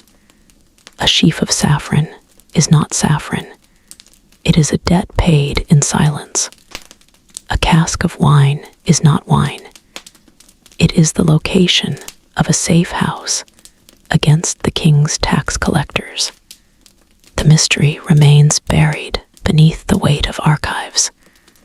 The paper brittle yellow, the ink fatting into verdigris, green dust. We seek the original secret, the primal source of the true power that funded cathedrals and crusades. It is hidden in the silence of their deaths. When the old merchant finally rested his feet, resting them forever, he took the coordinates of the rarest things with him. He took the key to the market fluctuations that could bankrupt cities. The wind whispers through the empty warehouses now. The thick scent of burning pine that used to mark their winter encampments is gone, replaced by the cold metallic smell of ancient locks and undisturbed iron. We walk through the stillness, the hypnotic silence of the closing the roots died. But the wealth matured. It became generational. It became invisible. The merchant's son became the banker's father. The knowledge of the road became the architecture of the institution. This is the great forgetting of history. We remember the kings, the wars, the plagues, but we forget the steady rhythmic pace of the donkey cart, the long shadow of the traveler, the slow hypnotic journey that funded everything, everything, everything. We forget the man who kept the account books true, the man who ensured the silk arrived despite the flooding, despite the deep frost dispy. The highwaymen waiting in the deep woods. They walked, they held the secrets, they died, with the true map in their minds. The legacy is the stability, the slow, steady heartbeat of civilization built on packed dirt and sleepless nights. But if the merchant was the architect of wealth, then who was the guardian of the road? Who watched over the sleeping caravans in the cold mountain passes? Who enforced the unwritten laws of the traveling guilds? Who collected the silent toll, the terrible hidden fee for safe passage through the chaos? We have looked at the men who moved the goods, but we must now look at the men who moved the violence, the shadowy figures, the unseen hands, the protectors and the predators. Next time, we will walk into the fortified castles, the silent monasteries, the sea-bettered keeps. We must ask who truly controlled the flow of sleep and gold. We must ask about the watchers, the dark cloak figures who determined which merchant lived to see the next market dawn. We must ask about the guardians of the way. The fire always began it all. The fire always begins the story. I remember the crackle of the wood, a dry, brittle sound like old secrets breaking, the deep amber glow stretching out stretching over the packed dirt floor. The scent was thick, resinous warm, burning pine, and the wet wool of travelers. The only constant, the one true friend, against the boundless consuming cold. We speak of trade routes of silks and spices. We speak of fortunes amassed in Venice or Ghent, but we forget the true currency. They bartered, not gold, not silver, not even their time. They traded their stillness. They traded their quiet. They traded their very capacity for rest. This is the forgotten secret of the long road. How does a man truly, truly sleep when the darkness itself holds 1,000 threads?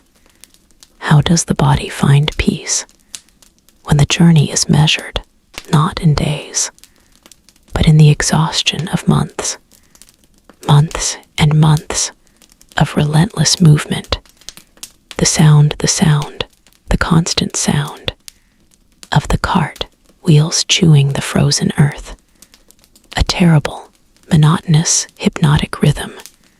The slow turning of fate. Gerard the merchant knew this rhythm. He knew the groan of the axle better than his wife's name. He had been on the road since the feast of Saint Michael. The autumn chill had given way to the deep winter bite. His cargo was modest, but his fear was immense. Bales of fine English, well worth more than his village. And the wool was his burden, his shadow, his obsession. He could not truly rest. He never truly rested. The body would sink, but the mind remained aloft. A kite string taut against the midnight wind. The routine was iron hard. Wake before the sun dared to hint at light. The sound of the straw rustling nearby. The smell of animal breath and damp tallow.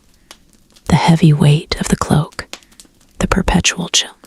The first hour of movement was always silent. Just the slow creak, the soft footfall of the horses, and Gerard's own breath condensing like ghosts. The road was rarely smooth, never predictable. It demanded vigilance.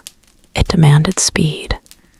But the true price, the secret demand, was the sacrifice of uninterrupted sleep. They would seek the small, low-slung taverns, the inns clinging precariously to the edge of the king's highway, and the common room would swallow them whole, a crowded, noisy sanctuary.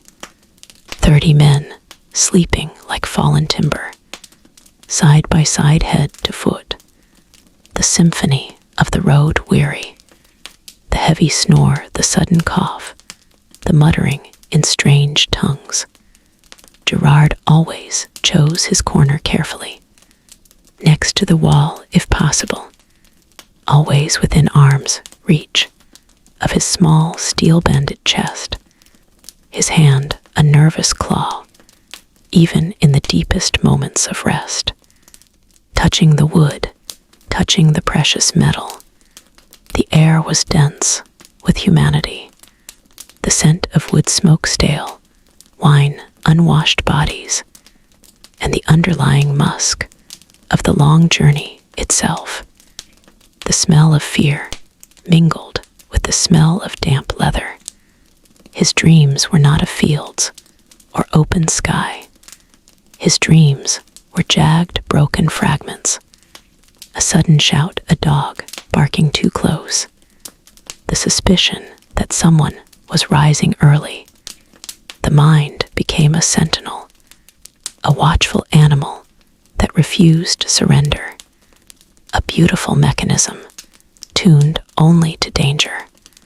Sleep was a necessary weapon, but true deep oblivion was a luxury medieval trade could never afford. They had to be ready at the first clang. The moment, the stable boy stirred the moment, the fire was stoked anew, to rise from the straw dust themselves off, and face the vast, quiet menace of the next day's journey. The miles added up slowly, painfully. The months accumulated like layers of protective dirt. The constant travel, the perpetual shift of location, the deep bone weariness that only years on the road can bestow.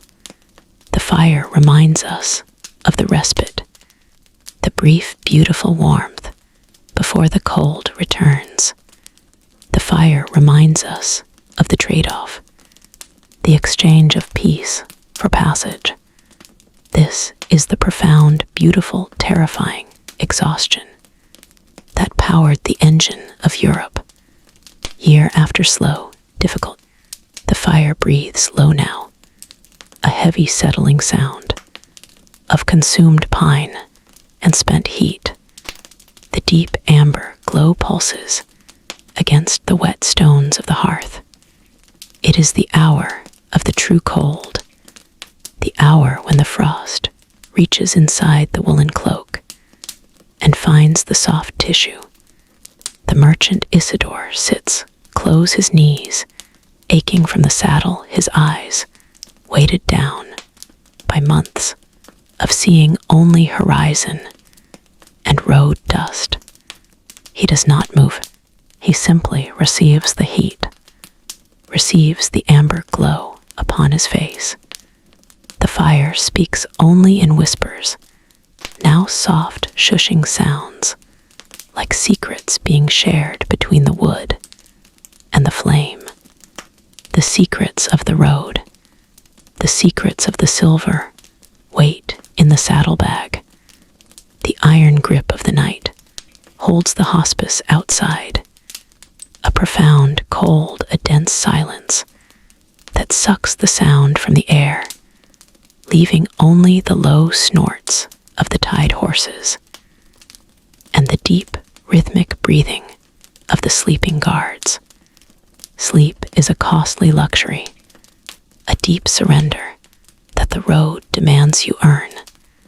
Isidore traces the pattern of a soot stain on his boot. He thinks not of the silks he sold so dear, but of the hands that spun the raw thread, hands in Aleppo, hands in Genoa, hands that never knew this European cold, this relentless rain.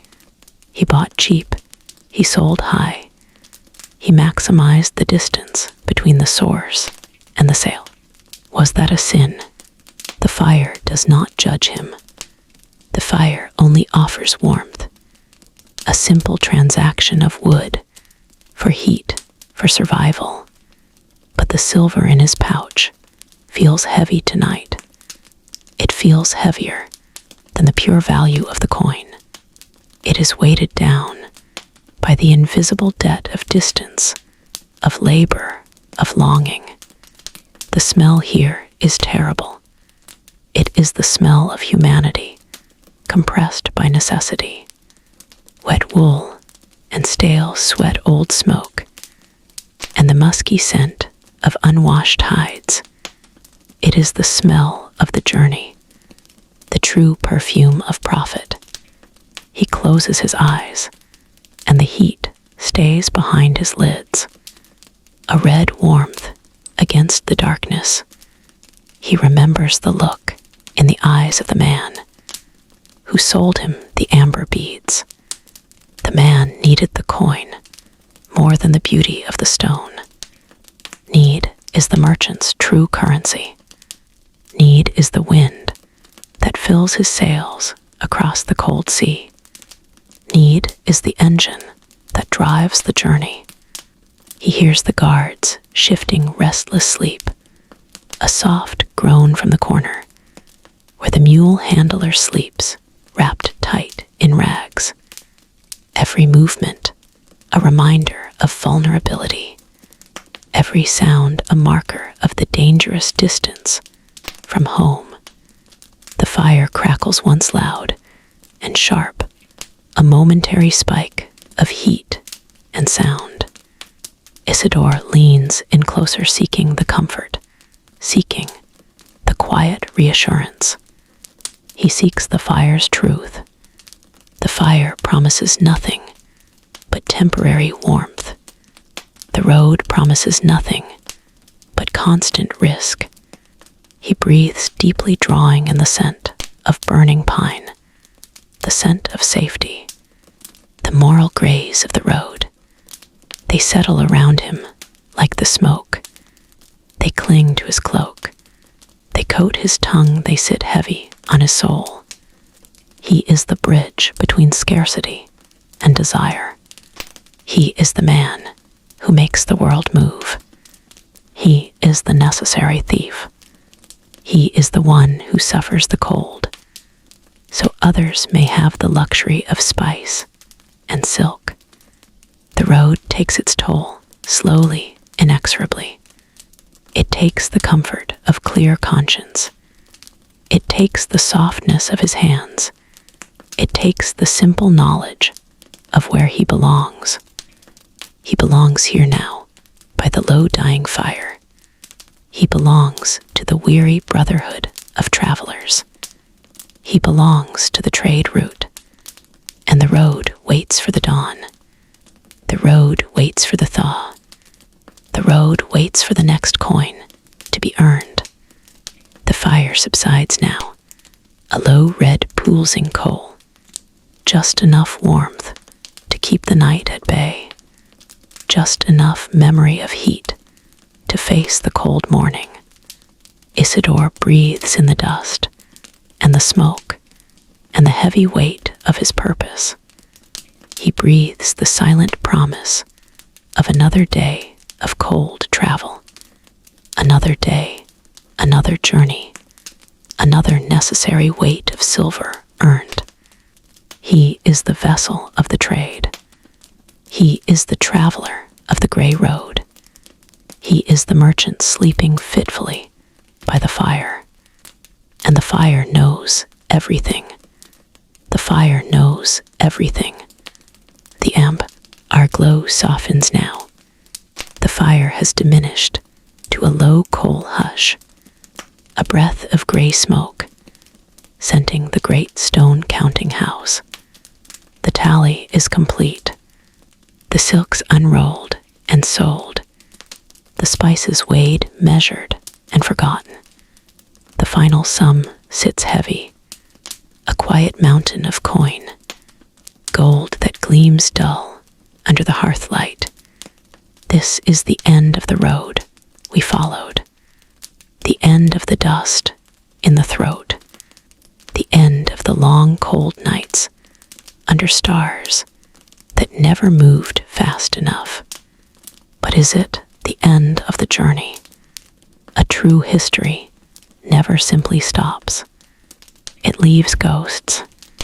It leaves shadows on the thick parchment of the ledger. The memory of the road. The memory of the aching, slow miles. Did the gold ever feel worth that waking effort? That ceaseless vigilance against the darkness? We linger here in the silence. The merchant sits in his heavy chair, surrounded by the wealth he risked his life for. Yet his eyes look past the gold, past the walls of his safe city dwelling. He remembers the sound of the saddle leather squeaking, the rustle of the Lombardy poplars, the endless repetitive rhythm of the cartwheels. That sound is the legacy, not the coin. He made his fortune in the rhythm. He found his sleep in the exhaustion, and now in the soft down of his feather bed. Sleep is harder, the great secret of the merchant class. They traveled for coin, but they searched for a quiet mind. A quiet mind they only found when moving slow. Moving slow, moving slow.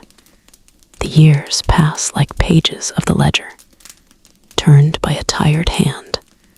The merchant's name fades now, becomes a dusty inscription on a forgotten tomb. But there are things the journey never gave up. Mysteries locked tighter than any coffer. In Florence, in Bruges, in the silent deep vaults of the Hanseatic League, there are whispers of a cargo, a shipment that vanished near the Rhine Pass, a shipment of specialized glass maybe, or perhaps forbidden ambergris. The records are meticulous, except for this gap, a hole in the accounting, 7 decades wide. No bandits claimed it. No storm swallowed it whole. It simply stopped being. A pause in the slow, steady march of trade. Did the merchant himself choose to erase it? A tax evasion, perfected to an art form. A secret investment for a future dynasty. Or was it something else entirely? Something not of this world of commerce and counting. We touch the cold stone of the wall now. The stone remembers the secrets. The air still carries the faint ghost scent of burning pine from the mountain stops. The legacy is not the wealth we see. The legacy is the absence, the missing pieces, the history that refused to be written down. The great merchant dynasties built their empires on predictable markets, on safe harbors, but they built their legends on the unpredictable, on the dangerous, on the history that was meant to be forgotten. We leave this comfortable manor now. We leave the warmth of the hearth. We leave the heavy smell of aging leather and old ambition. The sleep of the merchant was purchased dearly. The mystery remains unsolved, but the journey leaves traces, not just in the great houses they funded, but in the very fabric of the society they created. These men needed protection. They needed rules that transcended kings. They needed the power of silent agreement.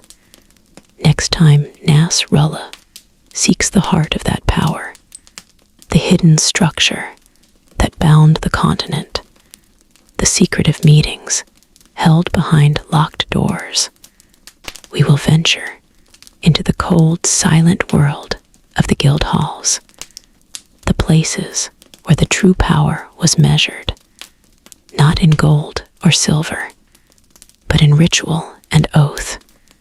What happened when a merchant betrayed the oath? What happened when the rules of the road became the law of the land? Until then, rest your mind. Rest your slow breathing heart. The secrets of the stone wait for us. They wait for us in the deep shadows of the guild. They wait for us. The air was cold, cold air. It bit the skin of the traveler. It sought the weak spots in the heavy woolen cloak. But there was warmth, a fragile warmth, a momentary shield against the endless European night. It was the fire, an amber glow that pulsed low against the darkness. Listen closely to the sound. The dry timber crackling, not exploding, just sighing a deep, long sigh. The scent was pine smoke, resin sticky sweet, clinging to the damp breeze. We remember the fire, and the glow, and the relief. But do we remember the exhaustion, the bone-deep weariness that preceded the simple sight of the flame, the true depth of medieval sleep, the sleep earned not in a week, not in a season, but by months and months and months of walking? That is the forgotten secret we seek tonight, the sleep that was a conquest, the sleep of the merchant, the carrier of precious cargo, the carrier of silks and spices and copper, the carrier of time itself. The road still stretches out before us. The road pulls the merchant away from his starting point. He left Bruges in August. He will not see Venice until perhaps late November, if the mountain passes are kind. 3 months of days, blurring one into the other. 3 months of damp bedding and hard ground. 3 months where every single meal was a meager calculation. This is not a vacation. This is the slow, heavy rhythm of commerce. The medieval economy moved at the pace of an oxen team. Slow, slow, slow. Imagine the constant pull of the cart, the weight of the goods, always resisting, always demanding a shoulder, always demanding a push. The sound, the eternal sound of the heavy wooden wheels grinding over stones, stone after stone, mile after slow mile. The sound is a lullaby of labor, a hypnotic drone that becomes of the blood. The dust of the road settles on the eyelids. The mud of the spring thaw cakes the leather boots. The merchant walks. He does not stop. He walks because time is money, and because winter is coming. The journey demands vigilance, even when the body screams for rest. The merchant Thomas must guard his bales of fine English wool. He must watch the shadows for brigands, for wolves, for desperation. The sleep he seeks is not an easy peace. It is a necessary surrender, a momentary laying down of the burden. The camp is small tonight. Only 3 men huddled around the dying coals. The warmth is failing now. The embers sink into gray ash. The cold air returns seeking its toll. Thomas checks the ropes on the cart one last time. He touches the edge of the canvas cover, ensuring the moisture stays out. He settles himself on the stiff blanket. The ground waits for him. The frozen ground offers no softness. The ground is a stern mattress. He does not seek comfort. He seeks absence. He seeks the moment when the grinding memory of the road finally fades. The cold enters his bones, but the exhaustion is deeper than the cold. It is a pressure built over 90 sunrises, 90 times waking before the dawn to the harsh smell of dung and stale campfire, 90 times walking. The breathing slows. The rhythmic memory of the walking foot still taps against the nerve endings, but the body begins its deep withdrawal. The merchant sleeps the sleep of total physical depletion. The world outside, the camp continues to turn. Wolves call from the distant woods. A church bell tolls faintly from a village, far, far away. But Thomas hears none of it. He has earned the dark silence. He has earned the precious oblivion of the medieval journey, the oblivion that restores the strength needed for tomorrow, the strength needed for the next 90 sunrises. The road waits for him. The road pulls him onward. He sleeps now, so he may walk sleep, is the payment for the slow passage of time. Sleep is the currency of the long-distance merchant. He sleeps deeply, He sleeps the true sleep of the long European road. The fire breathes low now, a red heart beating slow. Outside the circle, the shadows wait. The cold waits. The road waits. We sit still, bone deep weary. The silence of men who have seen the price and paid it.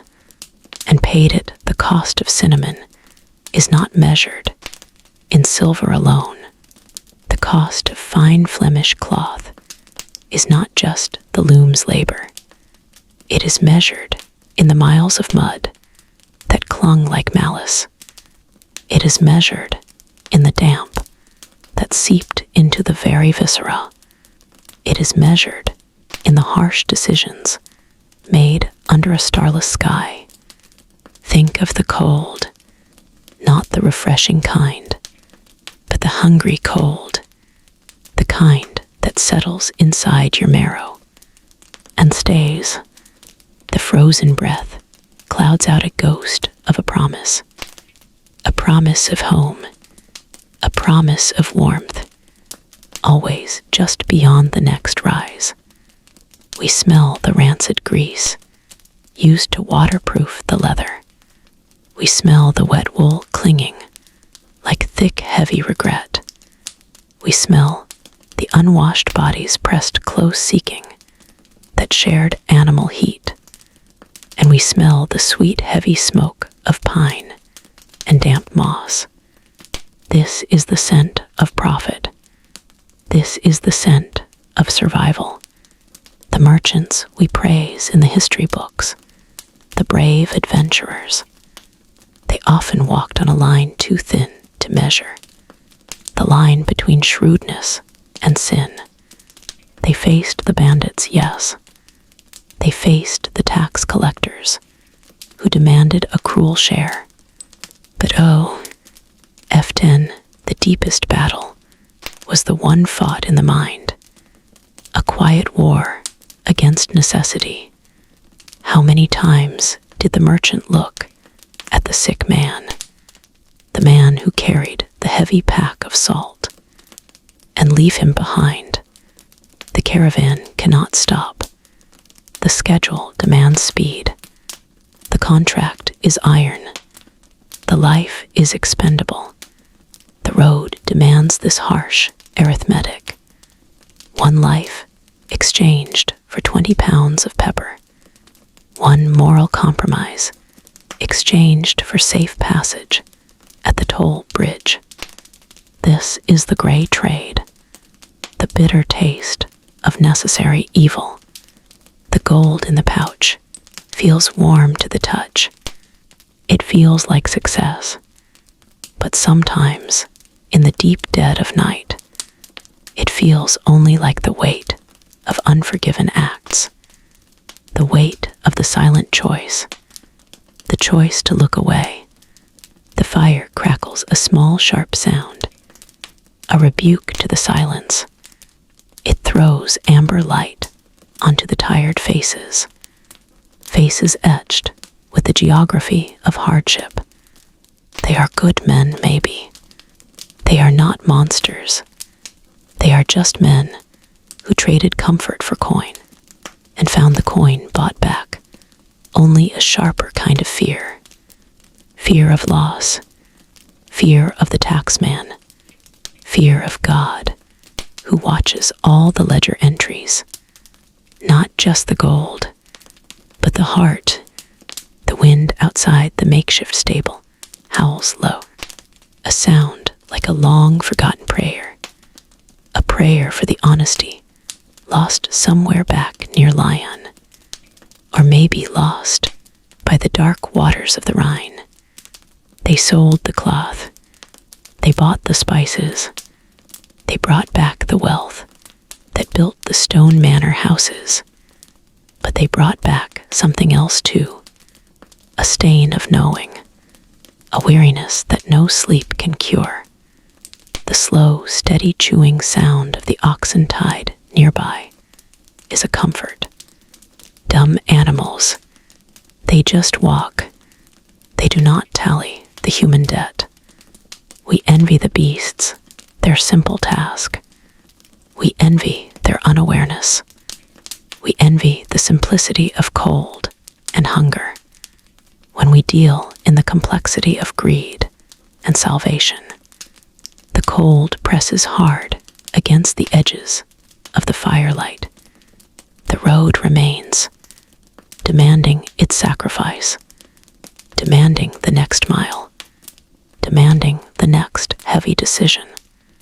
The ember dims, the story settles, the moral cost lingers long after the market bell stops ringing. The fire fades now, a low soft sigh. The last embers drop into the cooling hearth, a sound like old coins falling, one by one by one. The great journey is over for this season, or perhaps forever. The merchant man sleeps deep, deeper than the dust of the Roman roads he traveled, deeper than the hold of the Flemish boat he sailed. He leaves only the shadow of his passing, a long thin shade stretched across the European map. What did he carry away with him? What secrets did the heavy wool shroud protect? From the gaze of history, we look now at the legacy of the little things.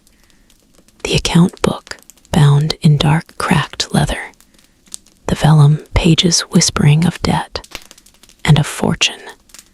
100 careful hands have tallied these figures, these tiny ink scratches representing mountains of salt, bales of Baltic fir miles, of expensive Venice glass. The copper penny is accounted for, the silver shilling is noted. But where is the man in the ledger? Where is the weariness, the fear, the deep cold loneliness of sleeping in a strange town, with the wolves howling just beyond the weak light? The prophets, the vast shimmering prophets, they vanish upriver. They transform into stone, into high church spires, into the deep, rich red dye of a king's robe. They become silence, a silence that blankets the entire medieval age. We remember the palaces built with the gold, but we forget the dusty saddle. We remember the silks adorning the noblewoman, but we forget the frostbite on the fingers that carried the bolt of silk from Damascus to Ghent. The true mystery is not the wealth. The true mystery is the forgetting. The roads themselves remember. The old Roman pavement, worn smooth by countless wheels. It holds the echo of the caravan, the slow, steady rhythm of hooves on stone, the creak of the wagon's heavy axle, the low grunt of the oxen pulling. The dust of 1,000 journeys settles, and settles, and settles over his name. The merchant, the small, independent trader. He disappears into the texture of the map. He becomes a nameless shadow at the corner of a royal decree. His family waits for a letter that never arrives. The spring thaws, the road is clear, but his footprint is gone. What was the final burden he carried? Was it guilt? Was it a forgotten promise? Was it the sheer weight of knowing the world was wider and crueler than the cloister allowed? He knew the value of everything and the cost of everything. He saw the borders shift. He saw the prices fluctuate. He saw the plague creep slowly from port to port. He was the vessel for trade and for sickness. He was the messenger of prosperity and of death. Sleep now deep and untroubled sleep. The The sleep of the man who has seen too much of the world. The sleep of the man who has finally stopped counting. The scent of dry hay remains. The phantom sound of a distant river flows gently. The story closes, the book is finally shut. But wait, there is one journey more complex, more perilous. Then the merchants trek across the frozen Alps, a path reserved only for the most powerful, the most feared, the most solitary figures. What happens when the journey is not just for profit, but for eternal authority? We must look into the heart of the holy city. We must follow the path of the Pope and the Emperor. The road they traveled was paved with ambition and gold, but stained with the blood of devotion. Next time, we leave the dusty roads of commerce and begin the slow, grand, terrible journey of the pilgrimage, the route of the faithful, the path to the ultimate rest, 1,000-mile walk to kneel before a piece of wood, a path that changed the medieval mind forever, a deep, slow story of faith and fear. Sleep well. Until then, the fire, the deep fire. I remember the sound, the crackle of split, seasoned oak, a deep amber glow pulsing against the black velvet night, smoke heavy with pine oil and damp earth, and the scent of fear. It was the only wall. We had the only warmth we knew. We watched it devour the dark mile, after mile, stop after stop. The breath of the fire, the living, hungry heart of the caravan, the only honest thing in the deep, deep darkness. But here is the secret, the hidden toll of the salt roads and the Rhine routes. We speak of spices and silver and Venetian glass. We chart the price of wool and the weight of the bale. But whoever whispers about the true trade commodity, the months of stolen sleep, the years of thin rest, the sleep of the merchant was never a comfort. It was a strategic necessity, a brief ceasefire, a hurried bargain struck with the heavy closing eyelids. Imagine the journey not as a map line, but as a ceaseless rocking, the cart axle grinding a lament, a constant counter-rhythm, the wagon wheels singing their slow song into the deep mud. Always moving, always moving. Your body is never truly still, even when the oxen halt in the twilight. The memory of the movement clings to your bones. The subtle vibration of the wooden bit, the deep ache in the shoulder where the leather strap bit. The world tilts, the world sways. How do you find repose when the ground beneath you is always temporary, when every single shelter is borrowed, every roof is suspicious? We carried silks and dyes and priceless manuscripts, but we ourselves slept on damp straw, wrapped in coarse, itchy wool, a thin barrier against the European cold. The sleep is thin as parchment.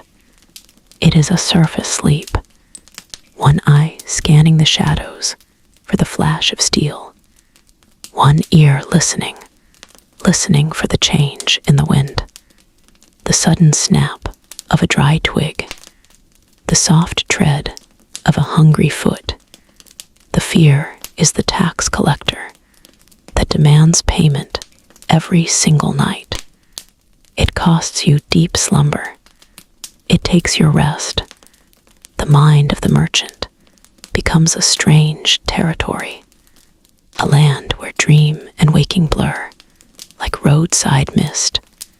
Did I cross the river today? Or did I dream the crossing? Was that face in the fog a real toll collector? Or merely a phantom of fatigue? The weeks melt into a single continuous slow effort.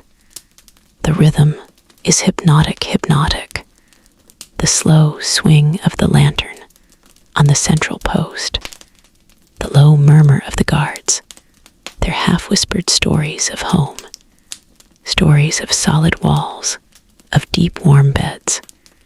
They talk of their wives and their children, of rooms that do not tremble with the wind, of fires contained by stone hearths, not licking freely at the edges of the forest. You crave that stillness, that permanence, the luxury of silence, the knowledge that the moment will last. The journey calls the road, stretches the journey calls. 3 months to Genoa, 6 months to Bruges. 3 months of movement, 6 months of vibration. Every mile traded for an hour of deeper rest. Every toll paid in the coin of alertness. The trade route map is not a record of cities.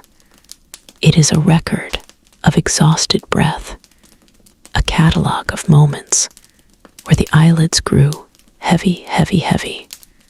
The merchant learns to snatch repose. A dizzying 10 minutes leaning against a sack of salt. The head bowed the helmet, digging slightly into the forehead. The blood slowly, NG easing its relentless pump. A brief moment of quiet darkness before the whip cracks, and the road calls, it calls, and it calls, and it calls you forward, leaving behind the ghosts of rest, leaving behind the dream of a deep, undisturbed sleep. That deep repose was the most valuable commodity we never carried. The fire sighs low, now a tired breath, a deep, slow exhalation into the great European dark. The embers shift like tiny mountains falling, crumbling to ash and heat and amber glow. Orange light on the rough wood of the wagon wheel. Orange light on the faces of men, faces etched by wind and by worry. It is cold, it is so cold outside this small ring of warmth. The cold is not just a temperature. The cold is a presence, a heavy, silent passenger. It waits beyond the canvas. It clings to the leather goods. It sinks into the marrow of the bone. The smell of damp wool persists. Damp wool and unwashed skin and stale fear. Pine smoke thick and low, a comfort, a temporary comfort, a thin veil against the vast night. You hear the great horses breathe, heavy breathing, their lungs working against the mist and the frost. They shift against the frozen earth, their great hooves scraping, the sound of the journey, never ending, the sound of the risk.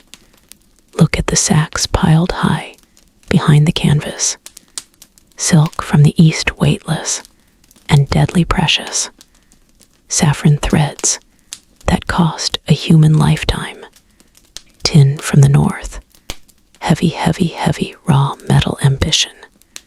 Each pound is a prayer, each ounce a calculation, a ruthless whisper in the mind of the merchant. How much did the factor lose? How much did the hired guard steal in the last town? The gray truth of this journey is the ledger. The cold gray truth is the money. Money that promises comfort, but often delivers only colder ambition. They try to sleep, these men of trade. They pull the thick blankets tight against their faces, tighter, tighter against the gnawing chill. But the cold seeps in the damp ground, steals the heat. The cold steals the dreams. It steals the easy rest. The body aches the road, demands its price. The road always demands its price. It is a moral price, too, a hidden cost. To profit this much, someone else must suffer slightly, must labor harder, must freeze longer, must accept less. Think of the numb feet, the fingers stiff as stone. Stone fingers that must tomorrow feel the weight of silver. Stone fingers counting the days until home, counting the coins that make the travel worth the freezing, worth the desperate, restless sleep beside the dying fire. The watchman coughs, low a ragged sound. He dreams perhaps of summer wheat fields, but he wakes to the cold air, the scent of iron and ash. He wakes to the knowledge that their lives hang on this small flame, and the loyalty of their guards. Loyalty is bought, loyalty is purchased at a high rate. If the gold runs out, the loyalty runs out. This is the gray arithmetic of the road. The road knows no sentiment, the road knows only commerce. Commerce and survival, survival and commerce. The sound of the wind picking up now. It whistles through the naked branches of the deep woods. A desolate sound, a long-drawn out howl. The howl of isolation, the howl of being far from the known hearth, far from the law, far from the church. Here in the cold shadow, the merchant becomes something else, a hybrid creature of calculation and endurance. He must be hard as the iron fittings on the cart. He must be soft enough to trust the word of a stranger in the next market. Trust is a fragile coin, easily spent, easily lost. How many agreements are broken before the sun rises? How many debts are forgotten in the morning mist? The heavy silence of the night holds these betrayals, holds them deep, deep in the cold earth. We listen to the fire now. It settles low, a steady, slow sound, a heartbeat in the immense darkness. The fire keeps asking its questions. The fire keeps burning away the immediate darkness. But the darkness remains in the heart of the journey. The cold truth, the slow truth. The journey demands, the journey demands. It demands your sweat. It demands your soul. It demands your sleep. The journey takes, the journey takes. It takes a piece of the man who seeks the prophet, a piece that never returns with the return carriage. Only the prophet returns, only the cold hard silver. We close the ledger now. The ink fades to brown. The final count is taken, the silver settles quiet. A whisper of profit, a profound stillness of loss. The caravan is home, or what remains. The dust of the steppe, the chalk of the ancient Roman roads. It settles on the threshold. It settles on the soul. The long sleep begins for those who walked the distance. This is the ending of the trail, the slow fatting light. But the journey leaves marks indelible deep, not just in coffers, not just in fine new silks, but in the landscape itself, in the very shape of the cities. The scent of their passing lingered for centuries. The heavy aroma of spices, the sharp tang of leather. They built bridges without stone. They spanned rivers with trust. They connected the world. They made the distant familiar. This is their legacy. The world made smaller, the world made rich. The memory of saffron, the memory of pure white salt. Salt was power, salt was life. Salt was the endless journey. The silent architecture of trade remains their true monument. The lines they drew were lines of influence, lines of desperate need. The slow expansion, the gentle shaping of the known world. The timber groaned under the weight of goods.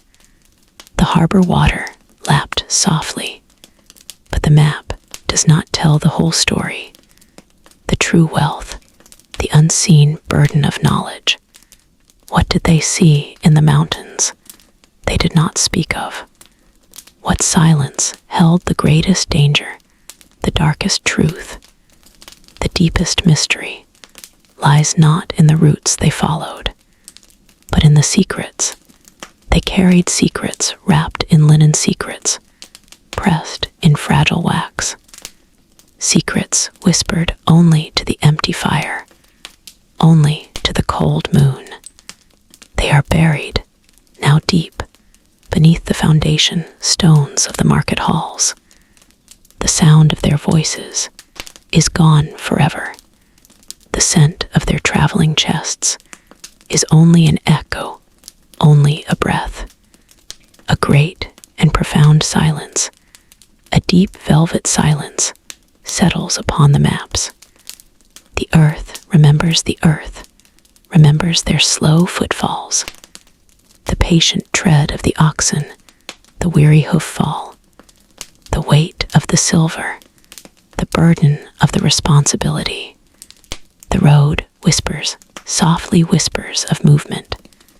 The road whispers, softly whispers of distance. The question remains the final question of the merchants' eternal sleep. Did they find peace, or did the road never truly end?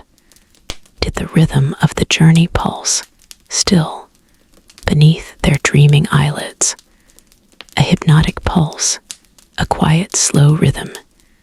We have followed the paths, we have followed the gold, but there is one artifact, one thread we have not touched, one thing deliberately hidden when the journey ceased, a single object of almost impossible worth. It was documented in only one brittle surviving inventory. It was named the Mirror of Stasis.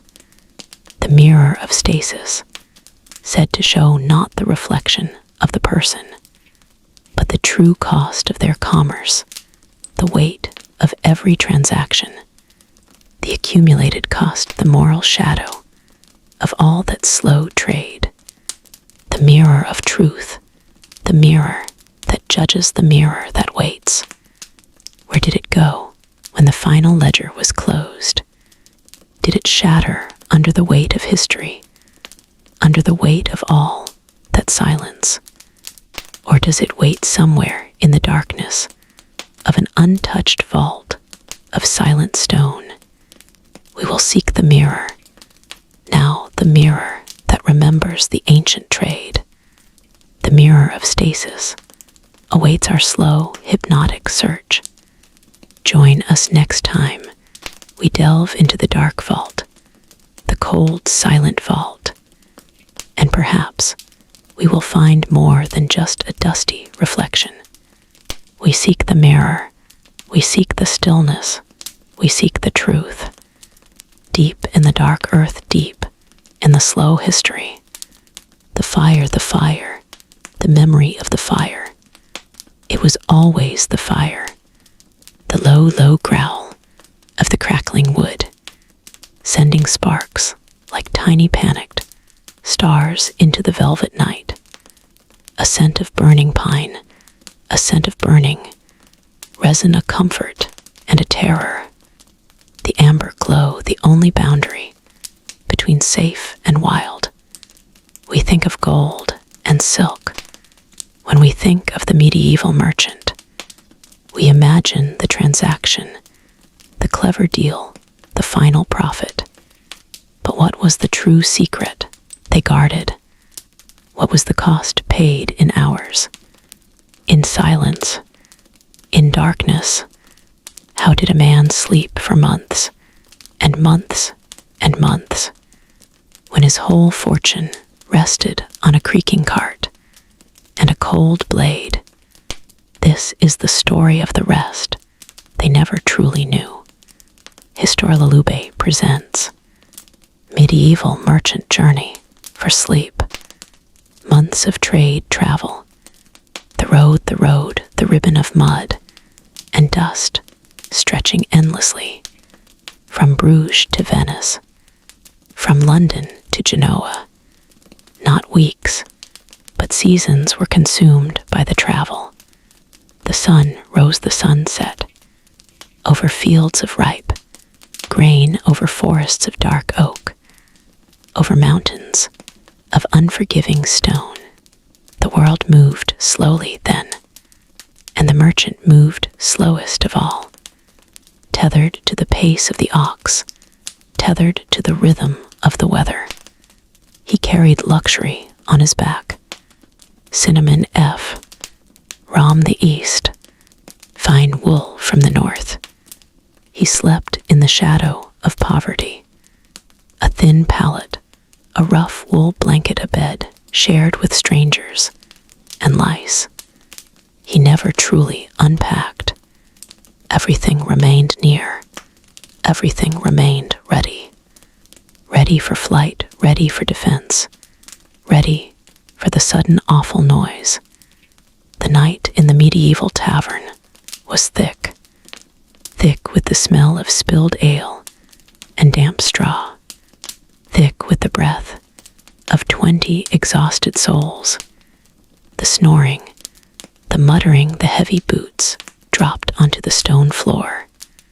But worse than the noise was the quiet, the deep, unearthly silence of the wilderness, where every rustle, every snap of a twig outside the thin wooden door signaled a potential end. How did he find sleep in that perpetual unease? He had a ritual. He had a necessity. He would check the ropes one last time.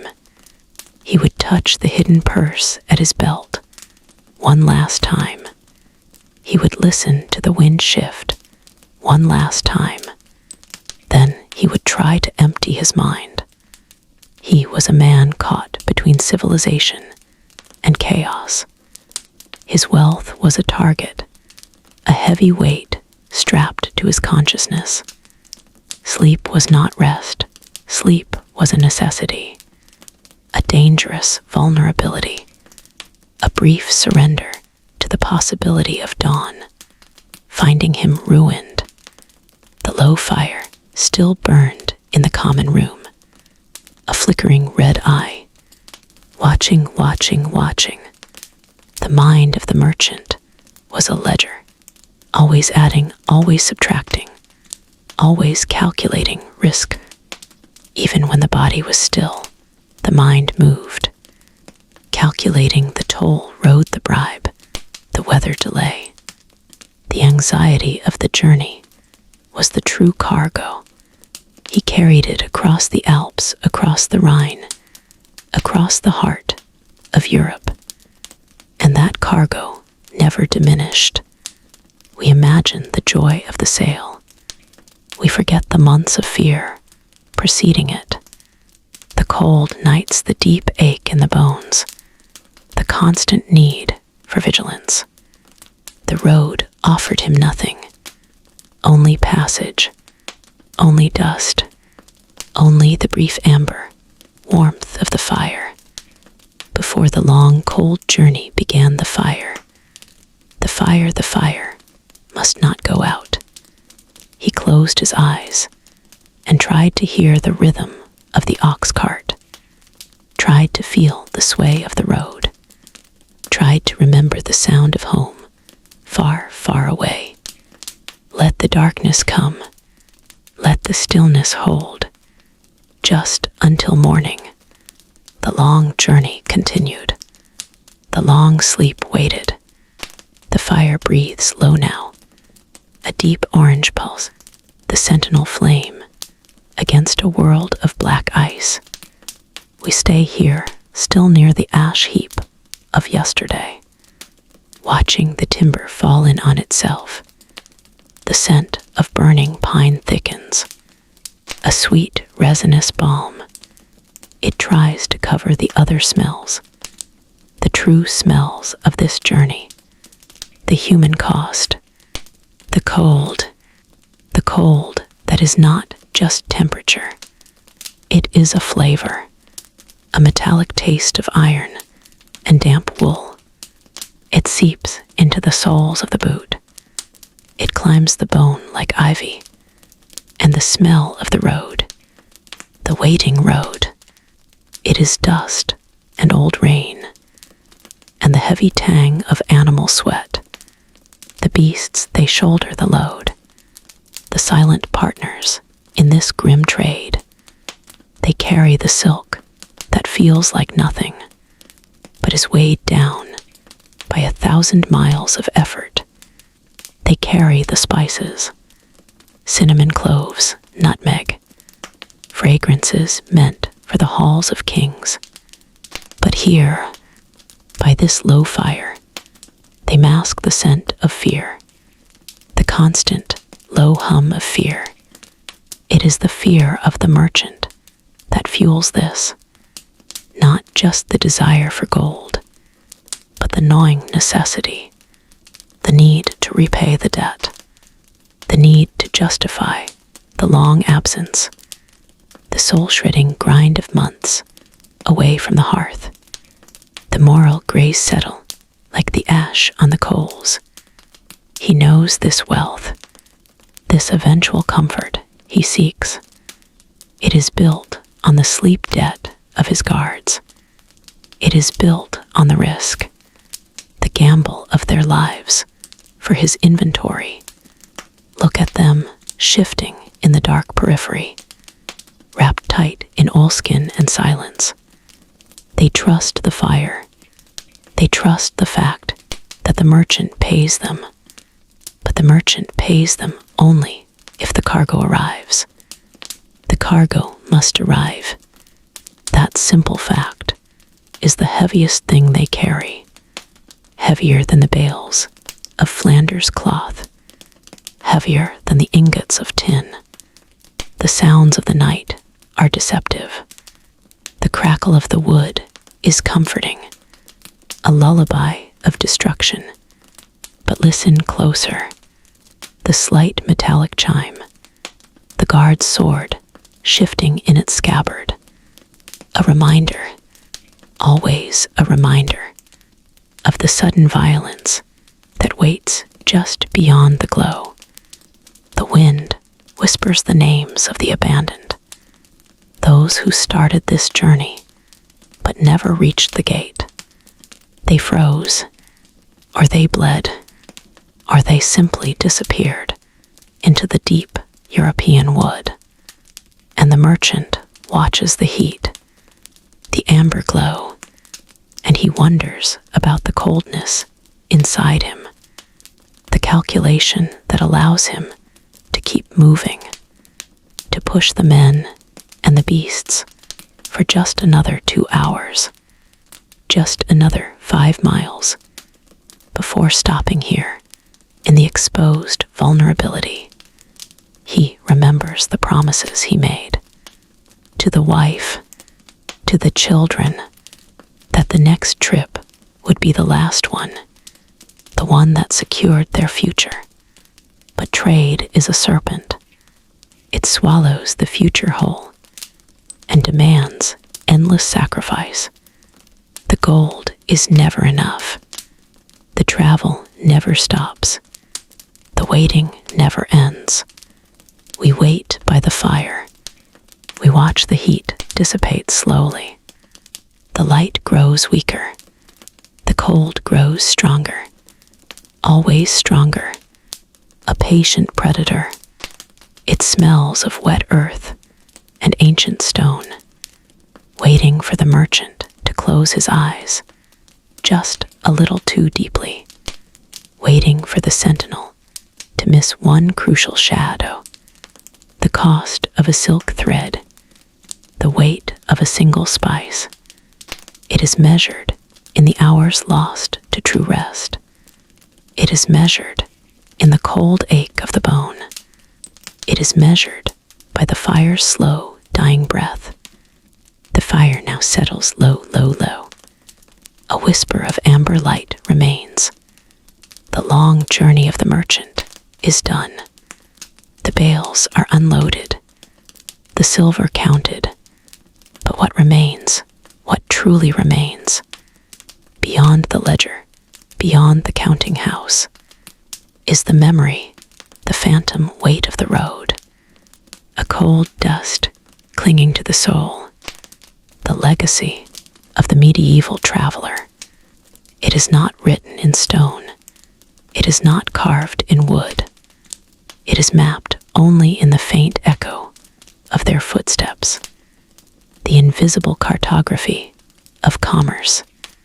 They built bridges of silk and iron. They wove Europe together with the threads of necessity. They were the silent engineers of chain. They traveled, they traded, they returned. But did they truly return whole? This is the mystery, the deepest mystery of the journey. Of them remains, by the Roman ruin, a shadow lingers in the Alpine pass. A piece of their silence sleeps in the foreign sepulchre. They gave their years, their strength, their easy sleep, to the hungry god of the road. And the road keeps its offerings. The wind remembers the snow, remembers the heat, remembers. They tried to erase the miles with drink and firelight, but the ghost of the journey follows them home. The smell of distant spices forever on their cloaks. The distant cry of the foreign market forever in their ears. This inheritance is not gold. It is a profound restlessness, a longing for the horizon, even when safely nested. The price of seeing the wide world is the inability to unsee it. We look at the maps. Today they are neat, they are clean, but they do not show the sweat. They do not show the terror of the bandits' approach. They do not show the months of aching boredom. The true map is etched onto the merchant's heart, a charnel house of forgotten taverns and fleeting smiles. This closes. The weight of their legacy settles upon the quiet world. A slow, deep breath of history drawn in. The embers are turning gray now. The warmth retreats quickly, quickly. The scent of burning pine gives way to cool air. The last fragile glow fades to a deep, dull red. A moment of absolute darkness, absolute silence. The story is told, the journey is ended, but the lessons remain. Remember the courage they needed. Remember the deep cost of their comfort. Remember the sleep they sacrificed for hours. I am Nasrullah. This has been the quiet close of history. History Lullubay sleeps now. Sleep well, traveler, sleep deep. Until the next light, the next fire, the next slow story begins. Sleep now. Sleep.